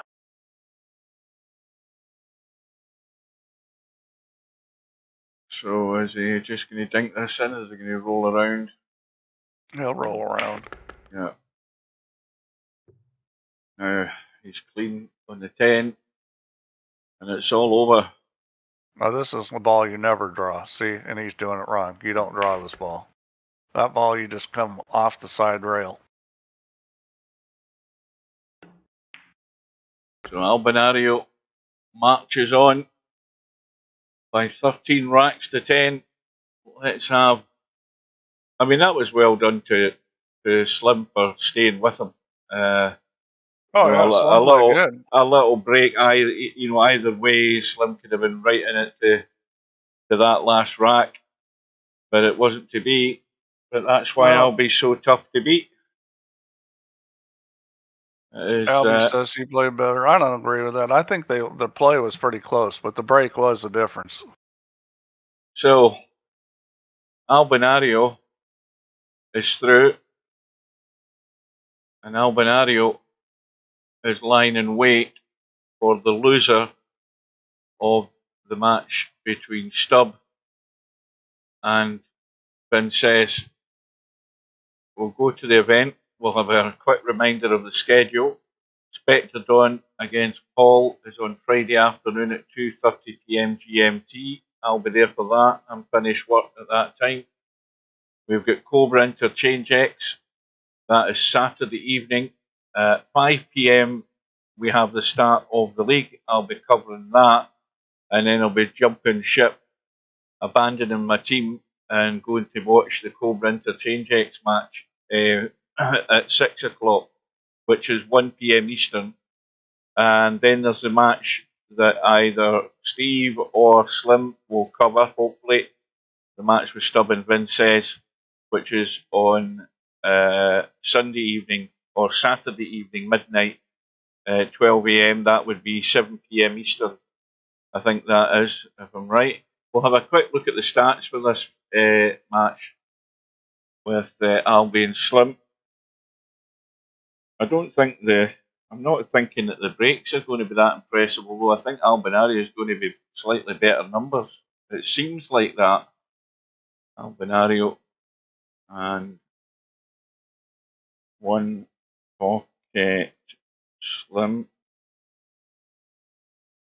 There we go. Break stats. Albinario, yeah, well, look at poor Slim. That's what let Slim down. Oh, his break was terrible. Yeah. And the thing is he'd been at, like, before this match, I looked before this match, and he was almost 64%. So yeah, well, I don't know what happened tonight.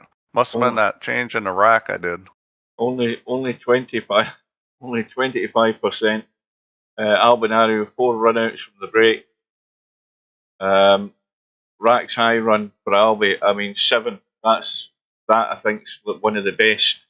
Even though it's just a race to 13, I think that's still probably the best in the losers matches. He ran out very good. I don't know, Paul. I don't know that the moving game beat Slim. I thought Slim moved pretty good, but the break definitely killed him. That was No interchange X. I didn't make a rack change. It's just these guys, you know. he's just winding you up. They're always like, "Oh, what changed in the rack?" Well, Albie during the match was like, "Oh, did the rails change?" I get this all the time. We always, nothing, I mean, whenever there's nothing's anything not changed. going for you, blame Steve. You know, that's the easy way out. So we've got great matches coming up over the next day or two. If you want to catch up with the stub match, keep your eye out in the lobby at that time in the evening. That's prime time US time, so there should be a few guys around wanting to watch that match. So I presume if Slim's around, he'll certainly be finished. He'll be finished work at that time on Saturday, so I would assume he'd be there to cover it. And if not, as a last resort, if Steve's around, he'll cover it because I can't be there. But anyway, yeah, I can do it if need be. I probably will not be making the Spectre Dawn. you did well, Slim. You know, Albie's so tough to beat. You did well. It's just your break was crap, mate. To put it succinctly, it was your break stats were really bad. Albie was running 7 racks. I mean, that's what you're up against. So, you know, Albie certainly put the signal out that he's here to still win this damn thing. So who's going to be taking him down? That's the question. There's a number of people are going to have a say in that.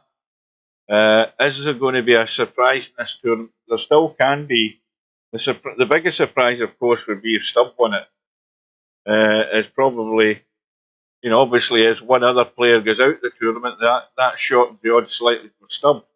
And he's still on the winner's side, so he's in a favourable position at the moment. But, you know, there's others, you know, Interchange X. Who else? Vince says Cobra's still there.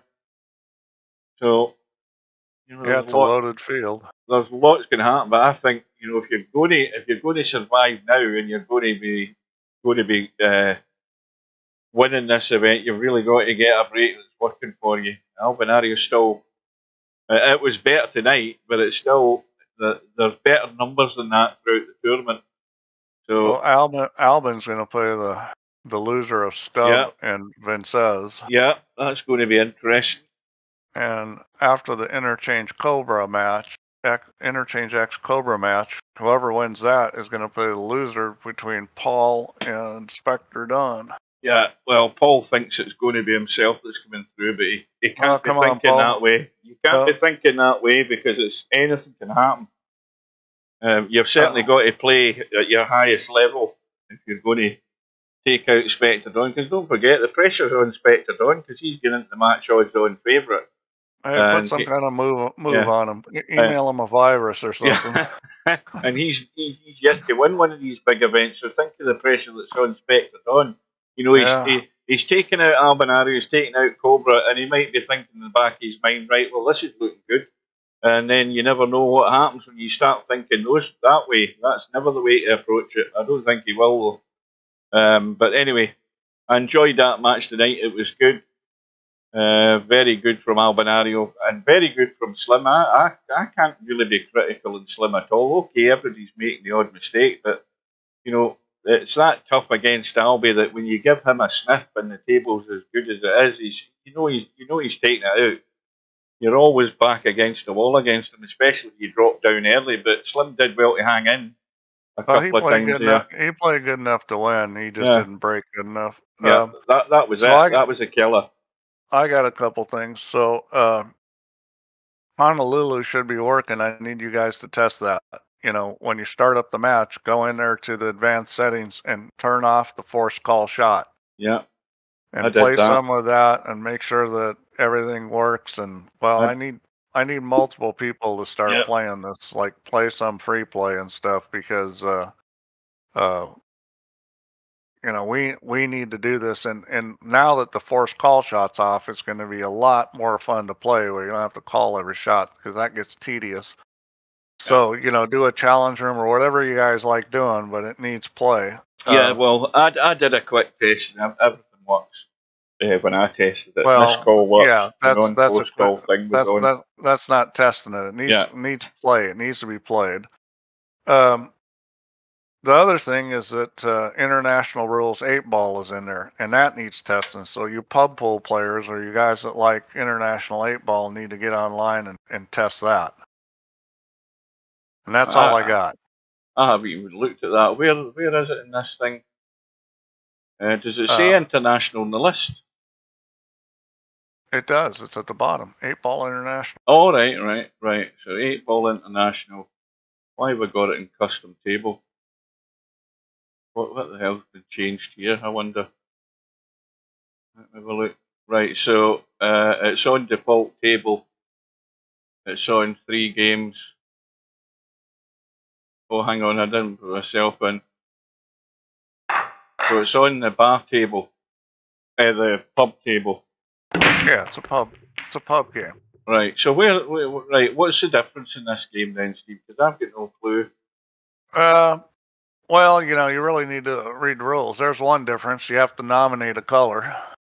Right off the break, even if a ball goes in. Yep. And when you nominate a color, you have to shoot at that color. And if you don't make it, the table's still open. Right, so this yellow that I've called there, I have to play that yellow. I can't play another yellow. Oh no, you can play whatever yellow you want. You're just nominating the color. But you have to hit a ball on, so you have to hit a yellow first. And if you make a yellow, you're yellows. If you don't make a yellow, then miss this on purpose and see what happens. Miss this ball. Right. Well, I didn't say foul. Well, you said. But, I said. But regardless, now you still have to nominate a color. You're going to have ball in hand. Right, in the kitchen. No, you're going to have ball in hand anywhere. Right, got that part. So now you're the other player, and you have ball in hand now. Right, anywhere. And again, so you're player 2 now. You notice the turn switched. Mm-hmm. So this goes on like this till somebody makes a nominated color, and okay, now the balls are set, and so you've got to hit a ball to a rail. It's very similar to black ball. Let's see, what's different about it than black ball? One is that nominating up front. There's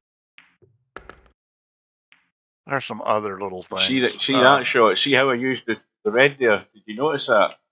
There is a point system on the break as far as what constitutes a legal break. It's a little different than black ball. Right, I've got a question. See this yellow that's up here? That yellow that's there, if I play that yellow into that red and the yellow goes in like black ball, does that count? No? As long as you hit the ball on first, then if you make a ball on, then doesn't matter if you make one of the reds. If you hit your ball on first and then you make a red without making your ball on, it's not a foul, but the turn changes. So it's no cue ball in hand. So the biggest difference between this and black ball is that for a foul, you get ball in hand anywhere you want on the table, except for the break, which is behind the head string. So they basically copied what Americans do with ball in hand. Mm-hmm. How do you pot the 8-ball then? What do you mean? How do you pot the 8-ball? Well, I haven't got a pocket to pot it. I haven't got a pocket to pot it in. So I'll give a little bump. I thought that was quite a good shot, by the way. I brought the 8-ball into play there. I just won't be able to pot it on the side. I can't read this angle. So, and just like all other pub pool games, you don't have to call this. It's very similar. The main difference is ball and this is the nominating the colors and ball in hand. There's a few other little things. That was absolutely awful. That was almost a break and run there, but I choked in the 8-ball. Right, so right, that's the first time and probably the last time I'll play it. Well, I mean, the guys that like pub pool, this is what they play in Ultimate Pool. Okay, Ultimate Pool plays these rules. Now, the format on Ultimate Pool is a little different, but this is the rule set they use. Let's see what we've got here. Nothing doing there, so what can I manufacture here? Anything. There you go. Commentator's eye.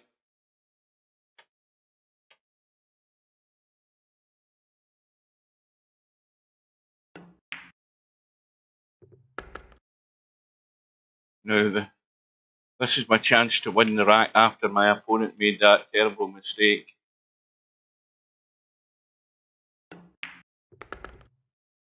Well, that's no man's land. Here you go. See these shots, these are the things I can't see.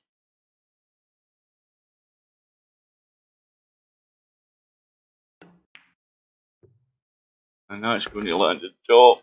Go.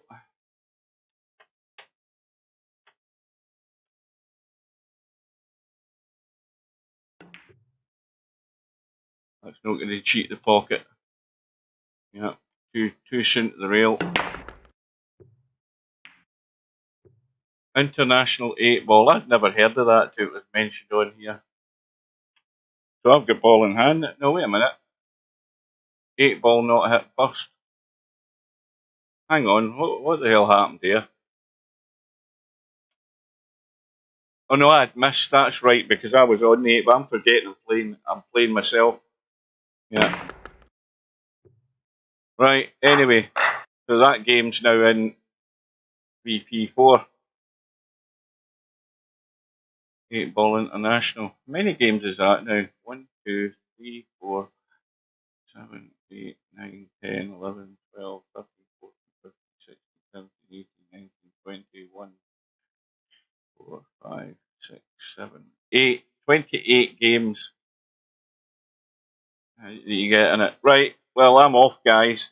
Steve probably left the building already. You get bored. No, I'm here. I'm just sending emails for a guy to test the international 8-ball guy that wanted it. I put it in because it wasn't that hard to put in, and you know what? They're playing on TV, so it's a monkey see, monkey do world, and if it's on TV, then guys are going to want to play it. Well, that'll be the next big. That's Honolulu hitting head then. 8 ball international rules is the next one. No VP Monster, there's no free shot. So that's instead of a free shot, you get ball in hand. Yeah, and instead of ball in hand like black ball where it's in the kitchen, it's ball in hand all over the table. Is that the other difference as well? I think. Well, on the break, it's ball in hand. No, right.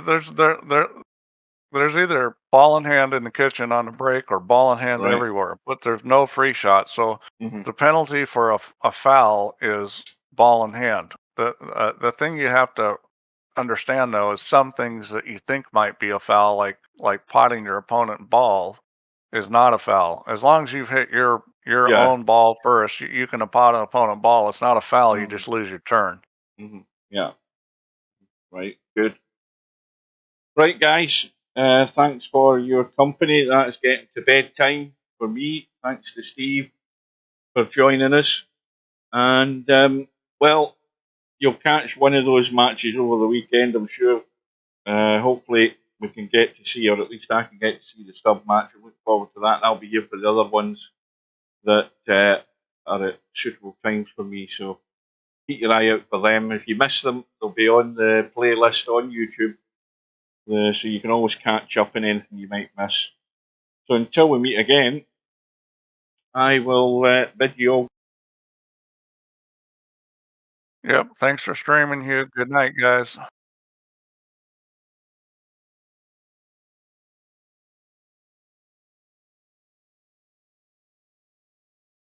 No bar, no pinball machines, no bowling alleys, just pool. Nothing else.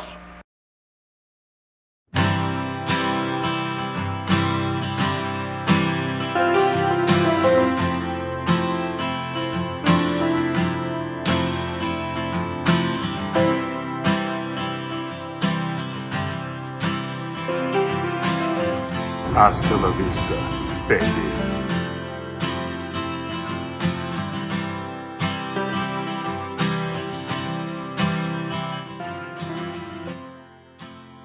Good night, ladies.